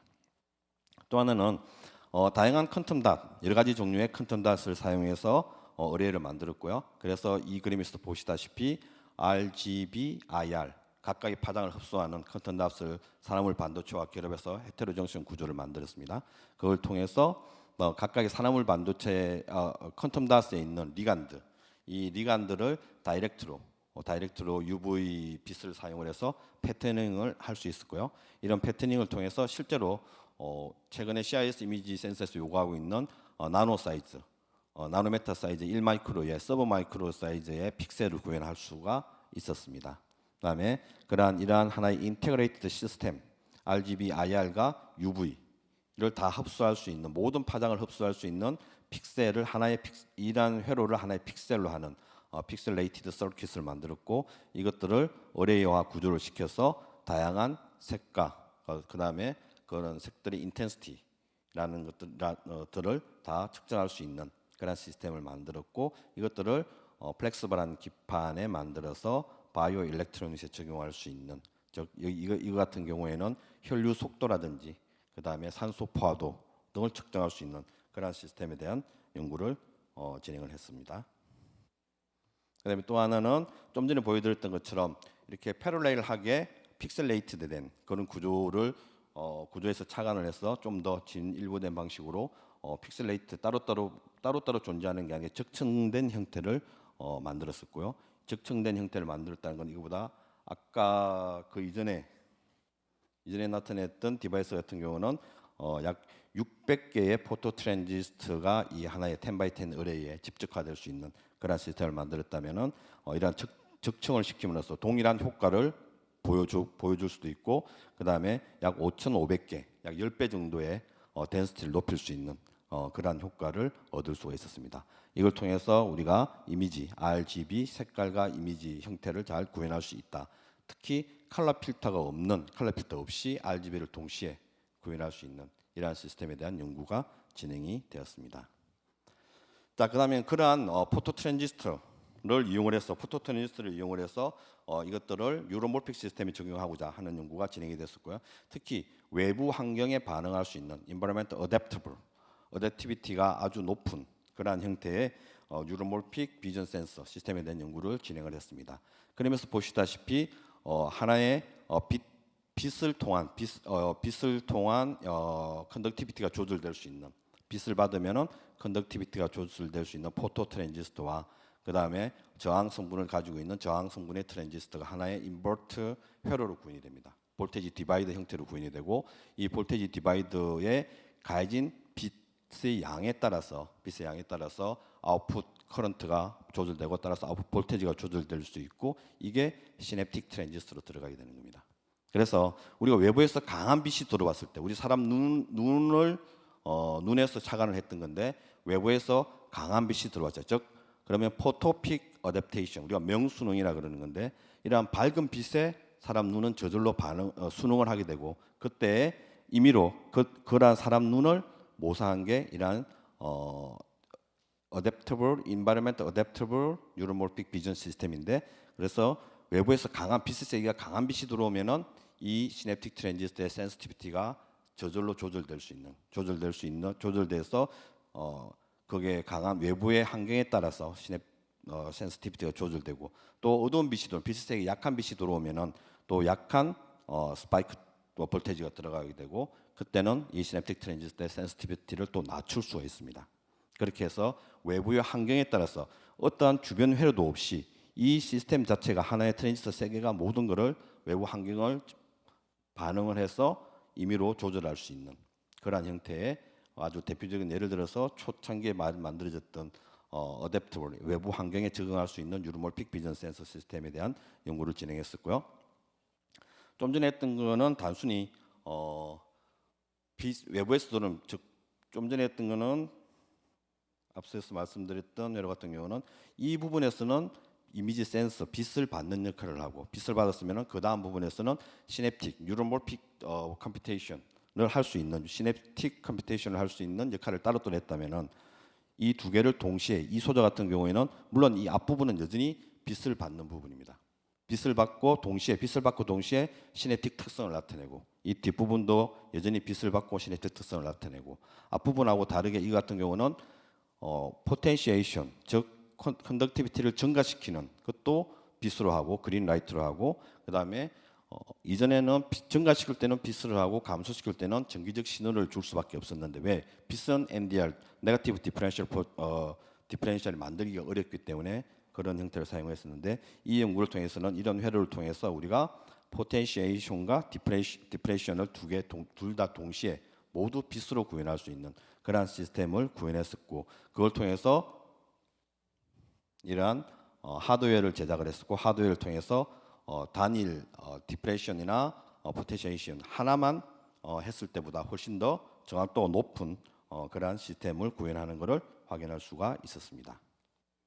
마지막으로는 여태까지 이 뉴로몰픽 비전 센서를 통해서 단순히 이미지를 인식한다거나 그다음에 감도를 조절할 수 있다면은 최근에 저희들이 연구하고 있는 내용에는 이러한 여러 가지 퀀텀 닷을 사람 눈 레티나에 를 바탕으로 해서 레티나에 인스파이어된 그러한 모방을 한 사실은 사람 눈 같은 경우 우리가 RGB에 해당되는 이러한 콘셀이라고 하는데 이 콘셀들이 일정한 비율로 섞여 있습니다. 동일한 비율이 아니고 그 비율을 모방해서 RGB를 우리가 디텍션할 수 있는 퀀텀 닷을 이 레티나의 비율과 모방을 해서 섞었고 그걸 통해서 다양한 인텐시티와 그다음에 다양한 파장의 빛을 사람 눈과 동일한 방식으로 흡수하고 디텍션할 수 있더라는 걸 확인할 수 있고 그다음에 이러한 좀 전에 말씀드렸던 헤테로 정션 구조의 시냅틱 트랜지스터의 방식을 이용해서 시냅틱 메커니즘을 이용을 해서 임의의 색깔을 이런 식으로 구현할 수 있더라. 그래서 아까 삼성에서도 얘기한 것처럼 즉 어느 정도 일정한 파장의 빛으로 가지고 이미지를 구현할 수 있는 원한다면은 그러한 시스템도 이러한 뉴로몰픽 시스템을 통해서 구현할 수 있더라는 것을 확인할 수가 있었습니다. 그래서 마지막으로 서머리는 일단은 산화물 반도체를 이용해서 최근에는 디스플레이라든지 이미지 센서라든지 여러 가지 반도체 소재에 많이 적용이 되고 있고 그 다음에 이러한 산화물 반도체 기술을 이용해서 다양한 타입 2 헤테로 정션을 구현해서 옵티컬 센싱 머티리얼을 사용해서 비전 센서나 이미지 센서에 적용하고 있고 그다음에 이러한 것들을 우리가 시냅틱 타입 2 헤테로 정션 스트럭처가 가지고 있는 시냅틱 특성을 이용해서 뉴로몰픽 비전 센서 시스템에 많은 적용을 하고 있고 현재 많은 연구가 진행이 되고 있습니다. 여기까지 발표를 마치도록 하겠습니다.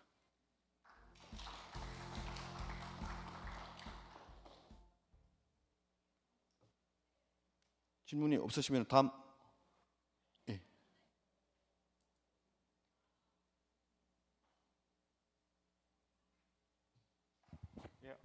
발표 잘 들었습니다. 예. 예. 지금 이제 발표하시는 내용 중에서 그 이제 하나의 예인데 그 멀티레이어 퍼셉트론에 대해서 이제 간단하게 얘기를 하셨고, 보통은 이제 멀티레이어 퍼셉트론 같은 경우는 이제 컴퓨터상에서 구현을 하면 이제 GPU 서버를 기반으로 했을 때 가장 학습 속도도 빠르고 그러니까 효율적으로 지금 현재 이제 구현이 되고 있는데, 네, 지금 요 멀티레이어 퍼셉트론을 만약에 지금 제안을 발표하신 그런 하드웨어 기반으로 만약에 구현을 한다면, 그러면 학습 속도 측면에서 이제 컴퓨터를 구현했을 때 어떻게 많이 이제 좋아질 수 있는지 그게 좀 궁금합니다. 다시 한번 질문해 주시죠. 제가 잘 안 들려가지고 지금 마스크를 벗고 좀 질문해 주시면 좋겠습니다. 예.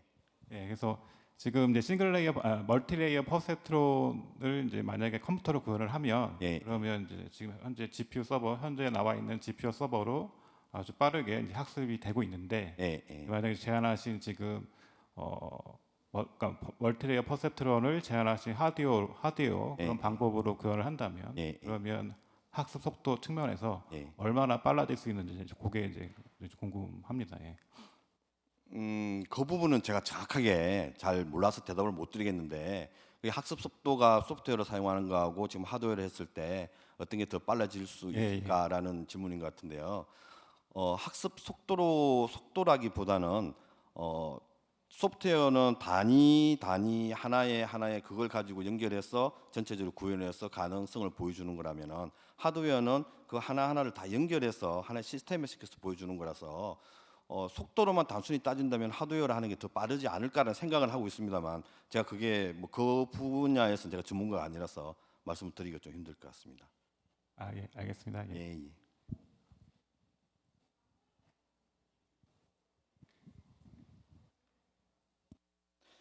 없으면 다음 분 발표를.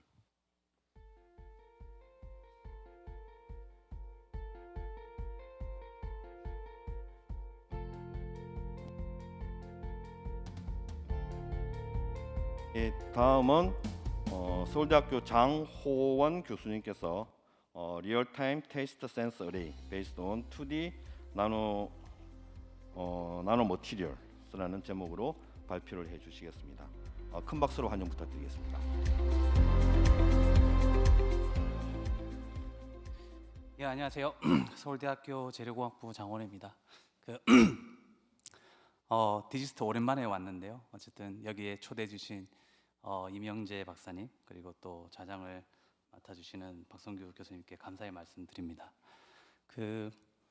아까 최지원 박사님께서 그 오감 센서 이야기하셨는데, 저희 연구실은 가스 센서, 그래서 가스 센서 어레이로 전자코를 하고 있고, 그다음에 미각 센서 어레이를 하면 이제 전자혀가 됩니다. 그래서 최근에 미각 센서를 하고 있는데, 그 미각 센서를 할 때 2차원 구조의 물질, 주로 그래핀을 이용하고 있는데, 그거에 대해서 이야기 드리겠습니다.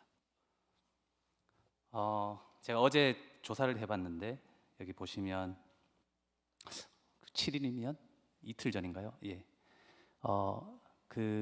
제가 키워드로 그래핀하고 케미컬 센서, 그다음에 그래핀하고 2D 머티리얼 케미컬 센서 이렇게 쳐봤습니다.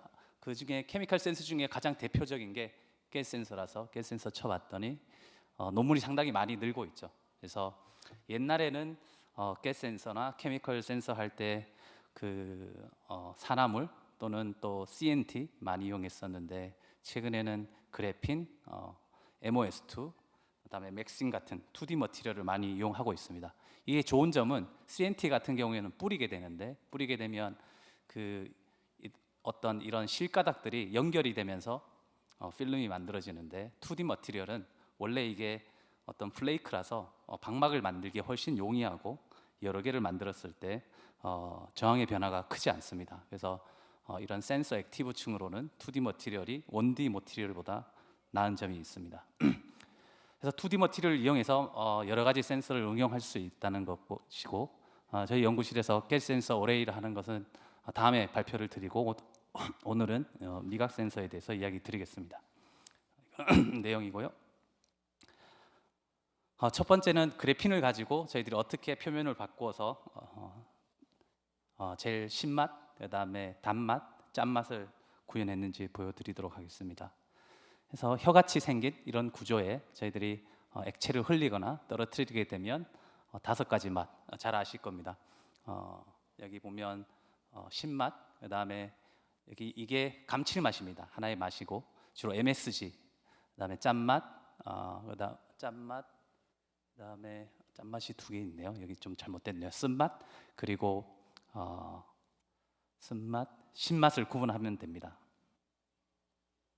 그래서 저희들이 이 연구를 하면서 주로 포커싱하고자 하는 거는 그 바이오 립세터를 쓰지 않는 겁니다. 주로 우리 혀에 리피드라는 그런 그 막질이 있는데 그걸 쓰지 말고 되도록이면 이노게닉 물질로 여러 번 쓸 수 있는 그런 센서를 만들어 보고 소형으로 만들어 보고자 하는 것이 저희의 목적이었습니다. 그래서 뒤에도 보여드리겠는데 그래핀이 있고 이렇게 채널을 따라서 용액이 흐르고 용액이 흘렀을 때 그래핀의 컨덕턴스가 변합니다. 그걸 가지고 저희들이 감도로 표현할 수 있고 그렇게 되면 각각 표면을 어떻게 다르게 만들 수 있냐에 따라서 5가지 맛을 구현을 하게 되면 전자혀가 가능합니다.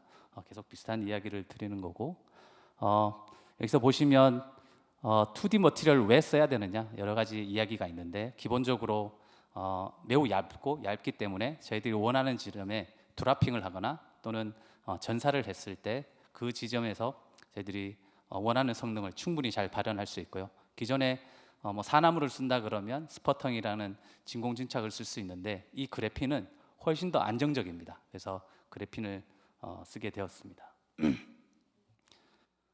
많은 논문을 보시면 되는데 실험실에서 보여주는 데이터는 이렇게 어떤 이쪽에 주로 FET 구조입니다. 거기에 드랍을 합니다. 그래서 우물 구조인데 드랍을 하게 되면 대부분의 그 미각 센서 논문을 보시면 이렇게 어떤 뭐 전압이라든지 또는 전류가 증가하는 쪽 또는 감소하는 쪽 그래서 단조 변화를 부르죠. 모노토닉. 그래서 이 뭔가 우리가 센서라고 하면 온 앤 오프가 있어야 되는데 오프를 못 보여줍니다. 왜? 우물 구조이니까. 그래서 물을 다시 덜어내고 다시 쓰면 그렇게 할 수 있겠지만 상당히 느리게 되죠. 근데 저희는 센서는 이렇게 다이나믹하게 이 변화를 보여줍니다. 그래서 원래 베이스 라인이 있고 이 뭔가 신호가 왔을 때 거의 컨덕턴스가 크게 변하고 이렇게 되면 기존의 센서들은 만약에 저 미각 센서를 쓰시면 앞에 일본에서 하는 것도 어떤 용기에다가 액체를 담고 거기에 일렉트로드를 넣습니다. 그래서 센서 신호를 읽고 다시 용기를 세척을 하고 다른 용액을 넣어야 됩니다. 근데 저희들은 한 방울만 그 용액에 흐르기만 하게 되면 감지가 가능하고 그런 것이 10초 안에 감지가 됩니다. 그게 저희의 장점입니다. 그래서 실제로 센서는 작은데 그 저희들 용액 흐르는 펌프는 현재는 큽니다. 근데 이거를 작게 만들면 뭐 이 사이즈보다 훨씬 작게 한 센티미터 바이 센티미터 사이즈로 만들 수 있을 거라고 생각이 됩니다. 그래서 결과를 많이 보여드리는데 여러 가지 커브가 나옵니다. 근데 그 커브를 뭐 깊게 보실 필요는 없고 선택성, 그다음에 감도 면에서 이야기 드리겠습니다. 그래서 그래핀을 쓰고요. 그다음에 그래핀 위에 나피온이라는 이온 전도층을 쓰게 됩니다. 그리고 그래핀 위에 골드를 데코레이션합니다. 그러면 이거는 글루코스, 단맛의 인자인 글루코스를 디텍션하고 이것은 신맛만 디텍션합니다. 글루코스를 디텍션하지 못합니다. 그렇게 되면 얘는 신맛을 pH를 알고 그다음에 이것은 pH에도 변하지만 pH는 이게 정확하게 읽으니까 이것은 결국 단맛이 있을 때 여기에 신호를 보완을 해주면 이 2가지로 신맛과 단맛을 구분할 수 있습니다. 그래서 디바이스는 엄청 작습니다. 보시면 그냥 저희들이 1x1 정도 크기로 만들고요. 액티브 에리어는 1mm by 1mm. 근데 이거보다 훨씬 작게 만들어도 됩니다. 근데 저희들이 편하게 손으로 만지려고 이렇게 크게 만들었고요. 그다음에 이 용액을 저희들이 손으로 주입하는 것보다는 이런 실린지 펌프를 넣기 위해서 실제로 펌프가 매우 큽니다. 근데 뭔가 램스나 좀 플루이드 잘 하시는 분들은 훨씬 더 작게 만들 수 있을 거라고 생각이 들고요. 그래서 그래핀을 액티브 리전에 전사를 하게 되고 용액을 흘려주게 됩니다. 그래서 이게 액티브 리전이고 이게 일렉트로드가 있고 그 위에 그래핀을 저희 CVD 그래핀을 전사를 하게 됩니다. 다 덮여 있습니다. 그리고 그 위에 나피온을 다시 드랍 캐스팅을 해서 만들게 되고 또 이것은 그래핀 위에 골드가 있는 겁니다. 그래서 골드를 데코레이션을 하는데 아주 작게 저렇게 나노 파리클로 데코레이션이 됩니다. 자연스럽게 됩니다. 그래서 골드가 있다는 것 TM이나 라만으로 알 수 있고요. 그래서 그냥 그래핀에 보시면 pH에 대해서 반응을 하죠. 그다음에 골드가 된 것도 pH에 반응을 합니다. 여기 보시면 다시 여러 가지 pH를 바꿔가면서 하면 골드가 데코레이션된 그래핀도 pH에 반응을 하게 되고 저희들은 뭔가 그 pH가 변하게 되면 다시 신호가 있다가 다시 원래대로 되죠. 그래서 온오프가 되는 미각 센서이고 글루코스를 보시면 골드를 데코레이션한 그래핀에서 골드를 데코레이션하지 않으면 글루코스 분자를 잘 잡지 못합니다. 여러분들 당뇨 그 피에서 그 당뇨를 체크할 때 글루코스를 잡는 건데 거기에 그 여러분들 피를 떨어뜨리는 그 센서에 바로 골드가 있습니다. 그래서 골드는 글루코스와 반응을 잘하기 때문에 저희들 골드를 썼고요. 그래서 뭐 여러 가지 신호라든지 리니어리티 이런 것을 보여주고 기본적으로 원리는 이게 FET 구조이기 때문에 이런 트랜스퍼 커브가 나오는데 거기에 pH의 변화에 따라 하이드로늄이 오냐 또는 OH-가 오냐에 따라서 전자를 주고받게 되기 때문에 이 커브가 이동을 하게 됩니다. 그래서 N도핑, P도핑이라고 하고 그 이동하는 거에 따라 저희들이 이런 볼티지를 고정을 하고 전류를 읽게 되면 아까 보셨던 온앤오프 커브를 다이내믹하게 읽을 수 있습니다. 그래서 이런 지금 여기 보시면 이거는 그냥 그래핀 위에 이제 하이드로늄 이온이 온다는 걸 표시를 한 것이고 이 나피온을 코팅하게 되면 나피온은 글루코스 분자는 통과하지 못하고 하이드로늄 이온은 통과를 하게 됩니다. 그래서 네피온 코팅이 있는 것이 pH에만 반응하게 만들었고요. 그래서 나머지 것들은 어떤 다른 그런 이온들은 통과하지 않는다는 것을 보여드리는 것이고, 그래서 최종적으로 보시면 저희들이 pH는 나피온이 코팅된 것으로 완벽하게 읽죠. 그리고 골드가 된 그래핀은 pH에도 반응하지만 글루코스에 반응을 합니다. 그래서 만약에 pH가 없다 그러면 이 신호만 나오겠죠. pH가 있다 그러면 이 두 개가 섞여서 나오지만 여기서 정확하게 보정을 하면 되니 결과적으로 저는 이 두 가지 샘플로 pH와 단맛을 측정을 할 수 있고 이런 스키매틱 원리를 보여드리는 거고, 이걸 가지고 저희들 오렌지 주스, 그다음에 저희 그냥 콜라를 하죠. 제로 콜라, 스프라이트 이런 것을 하게 되면 그걸 가지고 주성분 분석을 하게 되면 서로 이게 어떤 음료인지 알 수 있습니다. 그래서 모든 음료에는 기본적으로 pH가 다르고요. 중성이 아닙니다. 약간 신맛이 나거나 단맛이 나거나 또는 뭐라 그러나요? 그 알칼리로 가면 좀 덜 시죠. 네, 그런 뭐 여러 가지 pH 변화가 있고요. 또 당연히 당이 들어가 있습니다. 그래서 그거에 따라서 저희도 음료를 구분할 수 있다는 것이고, 여러분들 음료를 보시면 그 뭐 토마토 음료 보면 거기에 소금이 들어가 있습니다. 그래서 짠맛은 NaCl에서 NA를 잡아야 됩니다. 그래서 NA를 잡으려고 저희들이 생각한 거는 이게 켈릭산이라는 분자입니다. 그래서 저 분자를 그래핀에 붙입니다. 그 다음에 그 위에 다시 나피온을 입히게 되면 이 NA는 나피온을 통과를 합니다. 그래서 Cl-는 잘 통과하지 않습니다. 그래서 여기에 들어가서 여기에 잡히게 되면 결국 밑에 있는 그래핀의 전도성 변화가 있고, 그래서 저희들이 짠맛을 선택적으로 감지할 수 있는 센서를 만들 수 있다는 것이고, 여러 가지 분석 스펙트럼이고, 보시면 지금 그냥 CVD 그래핀에 제가 NaCl을 흘렸죠. 이 정도가 변합니다. 약간 변하는 정도가 있습니다. 근데 이 켈릭사린이라는 그 리셉터를 붙여주면 훨씬 더 감도가 큰 것을 볼 수 있습니다. 그리고 그 농도를 이렇게 다 조절하게 되면 리스판스가 다르게 되게 또 다이내믹하게 측정을 할 수 있는 걸 보실 수 있고, 전체적으로 우리가 NA를 측정을 하는데 그냥 그래핀을 사용하기보다는 이런 캘릭산이라는 리셉터가 있는 그래핀을 사용하게 되면 신호가 크죠. 그래서 신호가 너무 작으면 혹 pH 변화에도 이런 NAC의 신호가 묻힐 수 있으니 NA에 더 감도가 큰 이런 레이어가 필요하다는 것이고, 뭐 여러 가지 저희들 다른 이온에 대해서도 다 분석을 할 것인데 주로 NA에 셀렉티브하게 반응한다는 걸 보실 수 있고, 같은 원리로 NA가 붙었을 때 어떤 이런 저희들이 이거를 디락 포인트라고 하는데 이런 미니멈 포인트가 움직이면서 결국 컨덕턴스가 바뀌는 겁니다. 똑같은 메커니즘을 보여드리는 것이고, 이걸 가지고 이제 요즘 그 아두이노를 사용하실 수 있는데 아두이노 가지고 저희들 원하는 펑션을 구현할 수 있습니다. 그래서 이런 앱을 만들 수 있는 것도 간단한 그런 프로그램이 있습니다. 그래서 앱에서 아두이노를 연결하고, 그 아두이노는 트랜스듀서죠. 어떤 시그널을 받아서 디스플레이로 보여줄 수 있는 그런 것이 되겠고, 그래서 소금이 있다 없다를 우리 그 모바일 폰에서 볼 수 있는 예이고요.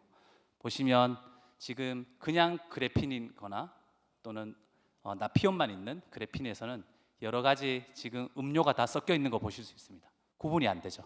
근데 저희들 캘릭사린이 데코레이션 된 그런 그래핀을 사용하면 소듐이 있는 양에 따라 또는 소듐이 있고 없고에 따라 음료가 구분이 잘 됩니다. 그래서 앞에서 보셨던 것은 두 가지 맛은 이제 단맛, 신맛 맛 봤는데, 이것은 단맛, 신맛, 이제 짠맛까지 본 예가 되고요. 그래서 아까 보셨던 그 리스판스를 이렇게 크게 나타낸 겁니다. 앞으로 이제 저희들이 해야 될 것은 쓴맛하고 그 다음에 감칠맛인데 되게 어렵습니다. 왜냐하면 쓴맛하고 감칠맛 분자가 큽니다. 그 큰 분자와 선택적으로 이렇게 반응하는 리셉터가 없습니다. 실제로는 없고요. 우리 바이오 리셉터밖에는 없는데 그 분자의 크기에 맞게 저희들이 몰드를 만들고, 그 다음에 그 몰드 일종의 고분자입니다. 근데 그건 제 전공이 아닙니다. 그런 분들이 어떤 그 몰드를 만들어주면 그 사이즈가 불과 1, 2나노 사이즈인데 그것을 저희 그래핀에 붙이게 되면 이런 몰레큘이 왔을 때 붙고, 그 다음에 그런 게 워낙 작기 때문에 고분자는 전도성이 없지만 워낙 작은 레벨에서는 그래핀하고 충분히 차지 트랜스퍼가 있어서 앞에서 보셨던 그런 커브를 얻을 수 있고, 그렇게 되면 저희들이 쓴맛, 감칠맛에 선택적으로 반응하는 센서를 만들 수 있습니다. 그게 이제 저희들이 앞으로 할 일이고요. 또 다른 거는 이거는 마지막 부분인데 뭐 다른 2D 머티리얼 사용해도 됩니다. RGO 이거는 케미컬리 된 것이거나 또는 요즘 또 많이 사람들이 하는 맥신을 이용해도 잘 디텍션이 됩니다. 이거는 아마 그래핀 옥사이드를 사용한 것 같고요. 그래핀 옥사이드를 살짝 리덕션을 해줘야 됩니다. 그리고 맥신을 사용해도 잘 됩니다.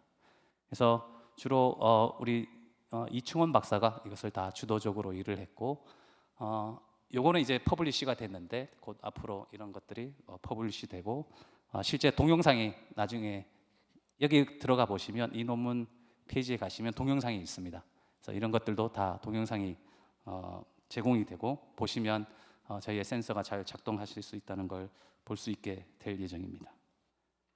예, 저희의 이제 바람인데 이런 팹을 잘하는 분들하고 이렇게 나노 플루이드 채널을 만들게 되고, 실제로는 5가지 맛을 디텍션하는 데는 5개의 센서가 필요한데 혹시 몰라서 똑같은 센서를 한 번 더 놓습니다. 그래서 한 번에 흘려주면 저기서 신호가 다 나와서 저희들 5가지 맛을 구분하게 되고, 저희의 이 센서의 장점은 실시간 레시피 구현입니다. 그래서 기존에 뭐 미각 센서 한다 그러면 포도주 맛, 포도주 구분을 하고 뭐 그 다음에 위스키 구분하고 뭐 그런 정도인데, 저희들은 집에서 요리하셨는데 그 요리가 백종원이 만든거나 뭐 그러고 비슷한지, 그래서 백종원이 저희의 센서를 가지고 이런 신호가 나옵니다를 보여주면 저희 센서로 집에서 만들었을 때 비슷한 시그널이 나오면 그 맛이 구현되었더구나라는 걸 알 수 있고요.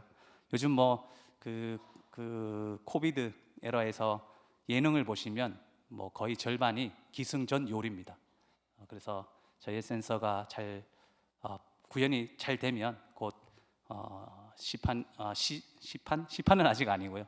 그래서 지금은 저희 이 연구를 실제로는 10년을 지난 5년을 했고 앞으로 5년 뒤에 이제 뭔가 상용 제품을 만들고자 하는 것이 저희의 목표인데 어쨌든 그때까지 노력을 다 하도록 하겠습니다. 예, 이 프로젝트는 연구재단 지원을 받고 있습니다. 예, 감사합니다. 예, 좋은 발표 감사드립니다. 백종원만큼 요리를 잘해야지 할 수 있는 건가요? 테스트? 예, 백종원만큼 잘해야 테스트를 할 수 있는 건가요? 아니요, 그건 아니고요. 예. 예, 질문. 예. 네, 감사합니다. 이게 연속 측정이 된다는 거죠. 예. 그러면 반응할 때 어떤 바이프로덕이나 뭐 이런 것들이 남는 게 없이 그냥 플루이드가 지나가면 완전 리프레시가 되는 상태인가요? 잘 설명을 안 드렸는데 이제 그냥 물이 흐르고요. 물이 흐르고 저희가 원하는 그런 음료를 아주 조금 넣어주면 됩니다. 물이 흐르는데 살짝 넣어주면 같이 흘러가다가 이 센싱 레이어를 지나면서 시그널을 줬다가 다시 물이 되니까 원래대로 돌아가는 겁니다. 네.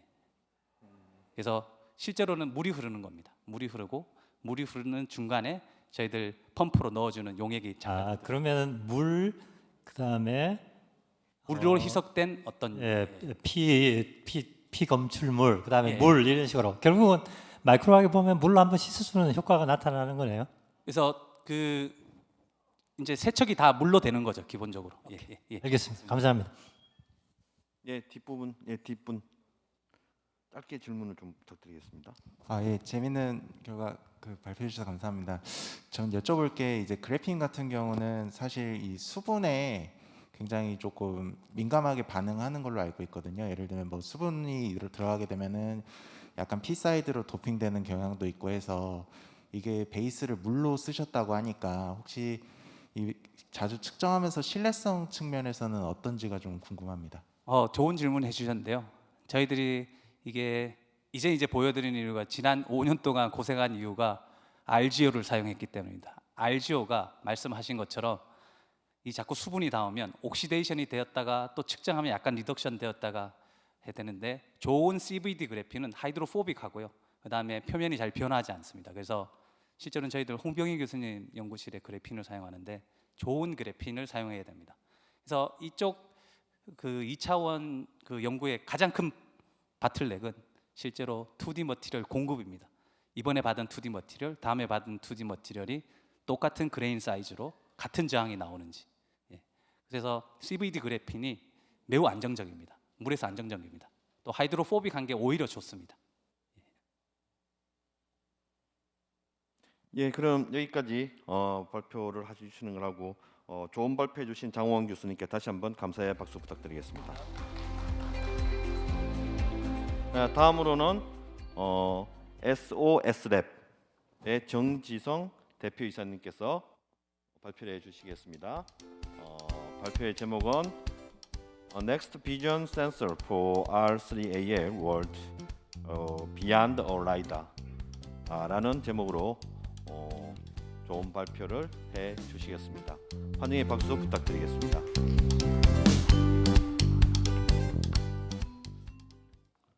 네, 안녕하세요. SOS랩 대표이사 정지성입니다. 인사드리고 시작하겠습니다. 예, 먼저 이렇게 좋은 자리에 좋은 학교에 초대해 주시고 발표할 수 있는 기회를 주셔서 다시 한번 감사드립니다. 시간이 조금 지체된 관계로 조금 빠르고 퀵하고 재밌게 이렇게 진행해 보도록 하겠습니다. 오늘 다 교수님들이시고 이렇게 박사님들이신데 박사 학위도 못 마치고 창업한 제가 나와서 굉장히 떨리고요. 제가 오늘 말씀드리고 싶은 거는 저희는 라이다를 개발하는 스타트업 대표입니다. 근데 라이다가 더 이상 라이다스럽지 않게 어떻게 더 혁신할 수 있을지에 대한 얘기를 좀 던져보려고 이렇게 이 자리에 왔습니다. 제가 오늘 먼저 간단하게 센서 3가지, 카메라 센서 3가지에 대해서 설명을 드리고 갈 겁니다. 먼저 우리가 너무 잘 아시는 이렇게 주변 볕 좋은 데서 잘 찍히는 카메라 센서가 있고요. 그리고 이렇게 좀 어두울 때 잘 찍히는 IR 카메라가 있죠. 그리고 그거의 뎁스까지 찍을 수 있는 3차원 거리값도 아는 뎁스 카메라가 있습니다. 그 특성을 간단히 보시면 카메라 같은 이렇게 햇빛 좋을 때 이렇게 잘 찍힙니다. 그런데 만약에 불이 꺼지고 어둡거나 터널 주변 광이 없게 되면 잘 안 보이게 되는 한계가 있게 되죠. 그럴 경우에 대체해서 IR 카메라를 쓰면 그럼에도 불구하고 이렇게 어두울 때도 이렇게 잘 찍을 수 있게 되는데 그럴 때 이런 좀 착시 같은 현상이 일어날 수 있습니다. 보시다시피 한 평면 안에 있는 4명 사이를 사람이 관통하는 듯한 영상인데요. 이거를 만약에 뎁스 카메라로 보게 되면 이렇게 좀 색깔 차이가 있구나. 이거를 3D 뷰로 보게 되면 보시다시피 지금 어두운 상황에서도 저 사이를 사람이 앞뒤 간격이 있구나. 이렇게 보실 수가 있게 됩니다. 이게 제가 말씀드리는 카메라, IR 카메라, 뎁스 카메라 3가지 센서의 특성을 설명을 드렸는데요. 제가 말씀드리는 요 3가지 센서는 결국 하나의 센서입니다. 예. 이게 저희가 지금 개발하고 있는 하나의 별도의 라이다 센서라고 지금 카테고리화되어 있지만 결국 3가지 센서의 데이터를 물리적으로 한 픽셀에서 나올 수 있는 센서고요. 그래서 기존의 센서 퓨전 데이터 대비 별도의 캘리브레이션이 필요 없고 3가지 강점이 있어서 예를 들면 낮에 잘 찍히는 거, 밤에 잘 찍히는 거, 또 착시를 3차원 형태로 실제 측정할 수 있는 이 3가지 특성이 있기 때문에 굉장히 파워풀한 결과를 낼 수 있다라고 보시면 될 것 같습니다. 그래서 저희가 만든 이 MLX라고 하는 라이다는 실제 오늘 부스에서도 오시면 보실 수 있는데요. 이거는 그 아이폰 프로 시리즈 가지고 계신 분 보시면 그 뒤에 있는 이런 핸드폰 카메라 홀 사이즈 안에 이 라이다가 들어간 것들을 보실 수 있습니다. 죄송합니다. 네. 그러면 이 라이다라고 하는 거는 사실은 그 비싼 자동차에도 비싸고 커서 못 쓰는 건데 애플 같은 경우는 이거를 빅셀과라고 하는 레이저 칩 어레이, 그다음에 스파드라고 하는 라이다용 이미지 센서 어레이를 가지고 렌즈 2개 조합으로 이제 추정 가격으로 30불대에 그렇게 작게 만들어서 양산했다. 그렇게 되면 기존에 지금 루미나 아에바, 이노비즈, 벨로다인처럼 심지어 벨로다인은 불과 이틀 전에 다른 라이다 회사랑 합병이 되는 기사가 나왔는데요. 이렇게 기존의 라이다 회사들의 메카니컬이 굉장히 크고 비싼 라이다가 아니라 정말 핸드폰에 들어갈 정도로 싸고 작은 라이다를 만들 수 있다. 그래서 저희 SOS랩은 이 애플에 들어간 빅셀 스파드 조합의 라이다를 차량용으로 만들고 있는 회사다라고 보시면 될 것 같습니다. 간단하게 구조를 좀 설명을 드리면 보시다시피 앞에 렌즈 2개가 있고 스파드라고 하는 이미지 센서, 빅셀이라고 하는 별도의 광원, 레이저 기반의 광원이 있다고 보시면 되고요. 그다음에 이게 하이파워로 장거리까지 찍기 위해서 별도의 드라이버 IC가 있고 그다음에 이걸 신호 처리하고 파워를 주는 보드까지 있다라고 보시면 될 것 같습니다. 현재는 저 스파드라고 하는 그 라이다용 이미지 센서를 그 섬나라의 S사라고 표현하셨는데 오전에 종교원에서 오신 분이 섬나라 S사 거, 그다음에 좀 큰 나라 O사 거 저희가 이렇게 활용하고 있습니다. 그래서 이런 것들에 대한 어떤 국내 개발이 좀 시급한 상황이고 국내는 키스트 출신이 창업한 솔리드뷰라는 회사랑 또 협업을 하고 있습니다. 네. 그래서 저희는 그렇게 만들어진 것들을 양산을 하기 위해서 어떻게 생산할 건지 평가할 건지까지 자동화해서 이렇게 개발을 하고 있습니다. 제가 오늘 말씀드리려고 하는 건 이걸 어떻게 만들어진 것보다 이거의 의미에 대한 표현을 하고 싶어서 좀 빠르게 넘어가겠습니다. 그래서 저희가 이렇게 만드는 라이다는 결국 요리라고 하는 프랑스 리서치 회사가 2035년이 되면 양산이 될 거야. 예를 들면 레이저는 빅셀 방식의 2D 어레이 방식으로, 디텍터는 스파드나 SIPM 형태로, 또 고감도 2D 어레이로, 그다음에 칩은 에이직화해서 커스텀으로 SoC로 만들어질 거고 자동화 생산을 통해서 싸질 거야. 그런데 저희는 이 방식의 라이다를 지난 10월에 코엑스에서 전시를 했던 거고요. 그래서 이달 말 요를 만나러 지금 독일 출장을 앞둔 상황입니다. 저희는 스마트 옵티컬 센서스랩 SOS랩입니다. 저희는 글로벌 자동차 시장뿐만 아니라 로봇 물류까지 산업용 라이다부터 이런 차량용 라이다를 2가지를 타겟팅하는 글로벌리 몇 안 되는 라이다 회사고요. 쉽게 생각하시면 벨로다인, 시크, 호쿠요 같은 회전형부터 이노비즈, 루미나 같은 차량용까지 하고 있다. 한국이기 때문에 가능하다. 그리고 저희는 초기 광주과학기술원에서 제가 아직 졸업을 못했습니다. 2010년에 들어갔는데요. 아직도 현역에 있는 학생으로서 창업 휴학을 하고 지금 하고 있고요. 현재 누적해서 360억 이상 투자를 받고 국내에서는 가장 크게 투자받은 라이다 회사다라고 보시면 될 것 같습니다. 그리고 저희는 크게는 현대자동차, 그다음에 삼성, 포스코, SK 등과 로봇용 라이다 양산부터 그다음에 산업용 기존 스마트 팩토리에 들어가는 거, 그다음에 최근에 사고 많이 나는 재난 안전을 넘어 메타버스 관련된 활용까지 다양한 부분에 대해서 국내에 있는 글로벌 대기업들과 협업을 진행하고 있고, 그 외에도 여기서 더 유명한 아이맥 같은 글로벌 연구소와도 아까 오전에 말씀하신 메타 서페이스 관련된 국제 연구 과제도 2년 전부터 진행을 하고 있습니다. 네, 그리고 저희는 특허를 가장 많이 내고 열심히 내고 있는 회사이고요. 해외에서도 이렇게 인정을 받고 있습니다. 네, 그리고 라이다 얘기를 하면서 자율주행 얘기를 안 하고 갈 수는 없으니까 또 3분 컷으로 빠르게 얘기 드려보겠습니다. 라이다는 빛을 쏘고 받아서 거리를 측정하고 장애물을 감지하는 센서예요. 그래서 크게 두 가지 용도로 쓰일 수 있는데요. 첫 번째, 그냥 쉽게 생각하시면 돼요. 이게 움직이는 이동체에 달렸냐, 고정돼서 움직이는 걸로 찍느냐에 따라서 스마트 모빌리티에서 스마트 인프라스트럭처까지 다양하게 쓸 수 있다. 기존의 카메라와 대비해서 어두울 때도 찍을 수 있고 프라이버시도 지켜주면서 3차원 정확한 거리 형상 정보를 찍을 수 있다는 장점이 있습니다.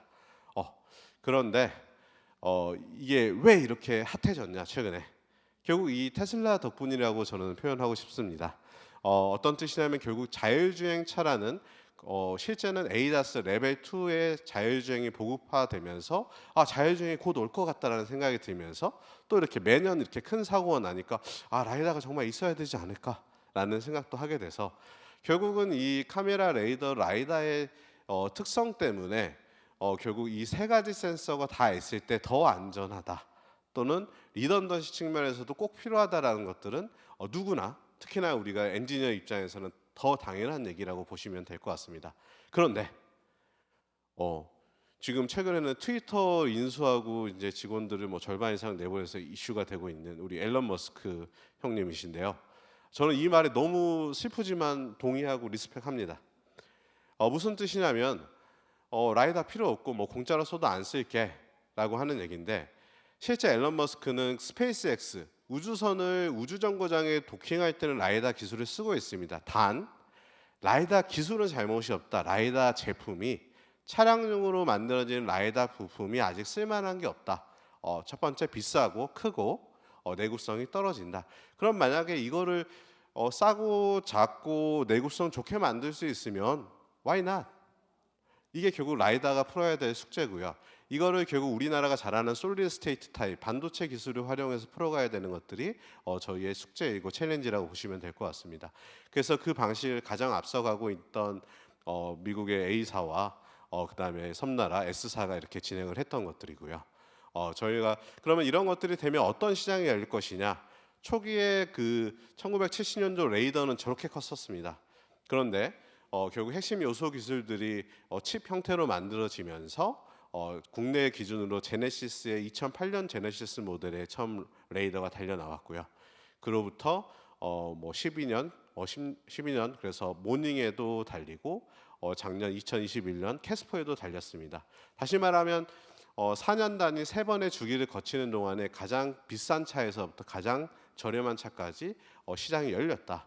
그리고 올해 2022년 말에 결국 G90 차량에 라이다가 탑재될 계획을 가지고 있습니다. 그러면 현재 주기로는 3년마다 차량 개발이 되기 때문에 앞으로 10년 안에 이제 지나가는 모든 신형 차에는 라이다 옵션이 탑재될 것이다. 거기에 위한 대전제는 결국 반도체 칩 기술을 활용한 싸고 작고 내구성이 좋은 라이다가 필요하다라고 보시면 될 것 같습니다.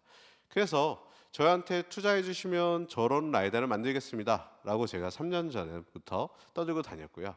그래서 그때 이제 투자를 해주신 덕분에 기존에 이렇게 나 라이다 달린 비싼 차야, 우리 연구실 돈 많아 하는 느낌의 자율주행 차들이 많이 돌아다니고 있었고요. 그런 것들을 이런 형태로 범퍼에도 내장하고 램프에도 넣을 수 있는 라이다를 제가 만들어 보겠습니다. 이제 예쁜 차 만들어 보시죠 라고 말씀을 드렸고, 실제로 올해 여름에 저희 회사 GV80 차량에 보시다시피 쓱 지나가시면 라이다가 어디 있는지 모르겠지만 여기서 3개나 있습니다. 그래서 예, 이쪽 후미등 그다음에 전방에 범퍼 2개도 달릴 정도 저렇게 깔끔하게 됐고요. 그 외에도 이제 고객이 원하는 위치에 원하는 사양으로 만들 수 있는 게 이게 지금 여기 계신 분들은 굉장히 다 스마트하셔서 캐치하셨을 건데 앞에 렌즈 2개의 필드 오브 뷰만 바뀌면 돼요. 나머지 픽셀 스파드 조합은 정해진 거고요. 지금 이렇게 수많은 카메라 앞에 렌즈 바뀌면 화각이 바뀌는 것처럼 그래서 그런 것들에 맞게 최적화 설계만 하면 되기 때문에 전방에 2개 달고 싶습니다. 후방에 2개 달고 싶은데 화각이 몇 도여야 됩니다. 화각이 넓을수록 거리는 짧아야 되겠죠. 저는 윈드실드에 넣고 싶어요. 저는 사이드에 넣고 싶은데요. 그리고 실제 거리에 대해서는 렌즈의 크기 내지는 픽셀 레이저 파워에 따라서 정해질 수 있기 때문에 이게 라이다라는 하나의 기술 제품이지만 얼마든지 폼팩터를 바꿀 수 있다. 심지어는 보시다시피 이런 기존의 광원이 달린 카메라들이 있잖아요. 어두울 때도 찍을 수 있는 이런 방식의 라이다들도 이제 만들어질 수 있다라고 보시면 되고요. 그래서 더 이상 비싸서 커서 못 쓸 라이다는 없다라고 봐주시면 될 것 같습니다. 그래서 저는 이제 국내 연구하시는 분들도 이 관점에서 연구를 하시고 관련된 반도체 칩 기술도 같이 개발되면 어떨까라는 측면에서 이런 화두를 던지는 거고요. 그래서 그렇게 만들어진 라이다를 가지고 실제 저희가 차량에 탑재해서 찍은 데모 영상을 짧게 보여드리겠습니다. 그래서 예를 들면 이렇게 후방에도 달아서 가는 건데요. 저게 실제로 그 램프 안에 라이다를 넣으면 좋겠어라는 생각은 많았고 컨셉 디자인은 많았습니다. 그런데 그걸 실제로 차량에 탑재하고 이렇게 실제 라이브 데모를 한 회사나 한 케이스는 없었고요. 그래서 저희가 거의 세계 최초로 올해 이제 코엑스부터 해서 뭐 국내 자동차 회사들, 티어1들 저희가 직접 차를 태워서 모시고 있고요. 보시다시피 뭐 앰비언트 이미지, 라이다 이미지 데이터처럼 저렇게 정교하게 나왔다라고 보시면 될 것 같습니다. 그래서 그러면 제가 뭐 비욘드 라이다, 뭐 새로운 뭐 이렇게 비전 데이터다, 새로운 삶을 위한 이렇게 거창하게 해봤는데요. 무슨 말이 하고 싶은 거냐면 결국 저희가 라이다를 만들고 다니는데 온세미컨덕터라는 차량용 이미지 센서 시장 한정하면 이 회사가 오히려 1등이고요. 그래서 이런 회사들과 이렇게 라이다를 만들겠습니다라고 이렇게 2년 반 전에 저희가 오픈했더니 그때 코로나 터지기 직전 CECO였는데 2주 안에 이렇게 많은 회사들이 저희한테 연락이 왔었습니다. 그리고 우리랑 같이 라이다 하자. 그러면 저희는 아니야 테슬라처럼 카메라만으로 돼 아니면 구글처럼 라이다가 필요해라고 이렇게 기술적 논쟁을 한창 하고 있었는데 그 카메라가 잘 됐을 때 가장 잘 될 것 같은 회사들이 왜 저희랑 라이다를 만들자고 할까? 이런 고민에 빠졌었고요. 그리고 요 데이터 한번 보시겠습니까? 요게 저희 올해 초 저희 내부의 엔지니어들이 저희 라이다를 활용해서 약간의 AI를 가미해서 만든 라이다 카메라 영상입니다.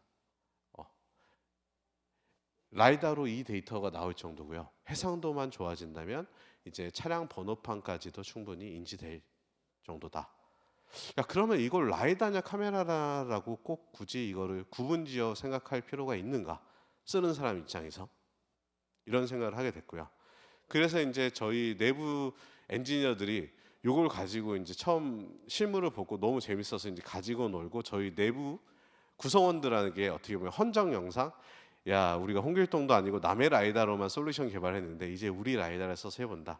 그래서 요 데이터 보시면 야 이거 라이다 맞아? 이거 진짜 IR 카메라로 이렇게 CCTV 관제실에 있는 영상 같지 않습니까? 그래서 저희 내부 엔지니어도 그런 생각을 하게 됐고 여기서 더 나아가 야 저 데이터로 소위 욜로 같은 이미지 기반의 딥러닝, 머신러닝 알고리즘을 돌려보면 어떨까라는 생각을 하게 됐고요. 그래서 돌려봤더니 보시다시피 저희가 별도의 알고리즘을 개발한 것도 아니고 저희가 이게 라이다라는 어떤 별도의 수정을 한 것도 아닌데 기존의 카메라 이미지 데이터 기반의 딥러닝 알고리즘 그대로 돌더라. 그런데 아까 제가 서두에 말씀드린 것처럼 같은 픽셀에서 이미지 데이터도 나오고 3차원 뎁스 데이터도 나옵니다. 그래서 우리 라이다는 라이다에 맞는 3차원 AI 알고리즘부터 개발을 다 해야 된다라고 생각했었는데 기존의 그 이미지 데이터 기반 알고리즘을 그대로 돌려도 되고 심지어 센서 간의 퓨전으로 발생하는 캘리브레이션이나 중간에 틀어질 위험도 없다. 그래서 굉장히 이거 재밌구나라는 생각을 하게 됐습니다. 그리고 여기 이제 뒤에 학생분도 계셔서 좀 더 말씀을 드리면, 야 그러면 이 상황에서 우리가 뭘 하면 좋을까? 그래서 제가 그 2010년도에 광주과학기술원 석사과정으로 들어갔을 때 가을쯤에 갤럭시 S를 샀습니다. 그리고 좀 빠르신 분은 3월쯤에 모토로라를 사셨고요. 카카오톡이 나와서 야 문자가 이제 무료로 할 수 있는데 전화를 공짜로 할 수 있는데 이거 문제인 거 아니야? SKT에 막 소송하고 있었습니다. 근데 그게 불과 아직 제가 졸업도 못한 대학원 시기 안에 일어난 일입니다. 그래서 우리가 생각을 해봅니다. 만약에 그 시절 카톡이 나오던 시절, 아이팟이 나오고 아이폰이 나오기 전 그 시절로 돌아가면 나는 무슨 연구를 할까?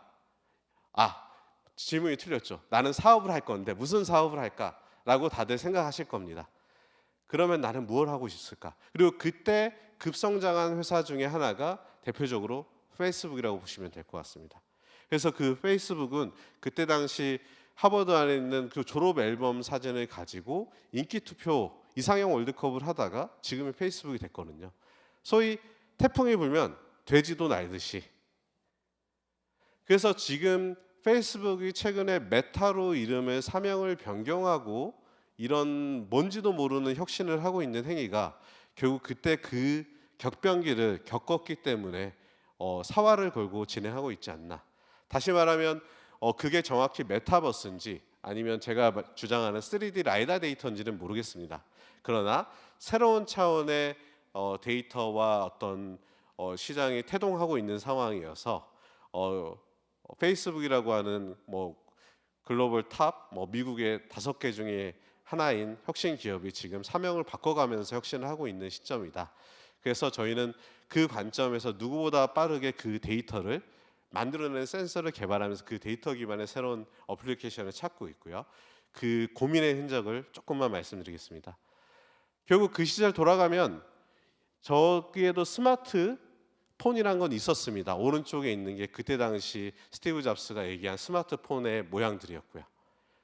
지금도 소위 말해서 메타버스라고 하는 것들은 다양하게 있습니다. 근데 결국 이게 현재 스마트폰으로 넘어오는 데는 멀티터치 기술이라는 것들이 나오고 스크린이 버튼이 사라지면서 결국 새로운 스마트폰이라는 영역이 확장이 됐습니다. 그러면서 우리 인간은 진보하게 됐죠. 정말 스마트한 삶을 살게 됐습니다. 이게 이상적인 얘기라면 현실은 이렇습니다. 그래서 저는 이제 이 세상을 한번 좀 바꿔볼 때가 되지 않았나. 결국 그게 우리의 삶을 바꾼다는 거고 UX, 우리의 유저의 경험을 바꾸는데 결국 이 2D 터치 스크린 기반으로 다 돼 있다라는 게 현재의 한계라고 생각합니다. 이거는 마치 라이다 나왔는데 애플에 넣었는데 쓸모 없잖아. 아니 3D를 넣었는데 왜 2D 터치 스크린 디바이스에서 킬러 앱을 못 찾아서 힘들어할까? 그리고 더 나아가 우리가 스마트싱, 스마트홈, 스마트 가전으로 다 연결되는데 결국 저거 다 쓰려고 리모컨 찾듯이 스마트폰을 찾고 있는 게 굉장히 아이러니하지 않는지. 그래서 저는 이제 이런 것들을 새로운 UX 기반으로 한번 바꿔볼 수 있겠다. 그게 결국 저는 아까 멀티터치, 2D 터치 스크린처럼 3D 터치 스페이스라는 용어들을 한번 만들어 봤고요. 이건 저희 아이들 사진입니다. 졸업도 못한 친구가 아들만 셋이고요. 저희 막내 아들이 주말에 원래 이렇게 태블릿을 많이 즐겨 하는데 모처럼 이렇게 캠퍼스에 나오니까 이렇게 좋아하더라고요. 그래서 실제 우리 아이들이 놀 거는 2D 터치 스크린 안에 태블릿이 아닙니다. 3차원 공간 안에서 우리는 3차원인 인터랙션을 하고 살아가고 있고요. 그래서 저는 이런 터치 스크린이 아니라 이 공간 안에 터치하는 형태의 새로운 UX를 기반으로 좀 바꿔보면 어떨까? 그리고 그걸 기반으로 어떤 가상화하는 디지털 트윈과 같은 메타버스 같은 것들이 일어나지 않을까라고 꿈을 꾸고 주장하며 열심히 하고 있습니다. 이상입니다. 감사합니다. 아주 좋은 강의를 아주 재밌게 잘 들었습니다. 시간 관계상 지금 바로 휴식 시간 브레이크 타임이니까 마치고 따로 질문을 하시면 될 것 같아요. 내려가시면 질문을 좀 받아주시기 바라겠습니다. 대표이사님. 네, 알겠습니다. 다시 한번 큰 박수로 감사 인사 부탁드리겠습니다. 자, 그리고 이번 세션은 여기까지 마치고요. 4시부터 바이오 센서에 대해서 다시 한번 여기서 이 자리에서 세션이 진행되겠습니다. 많은 참석 부탁드리겠습니다.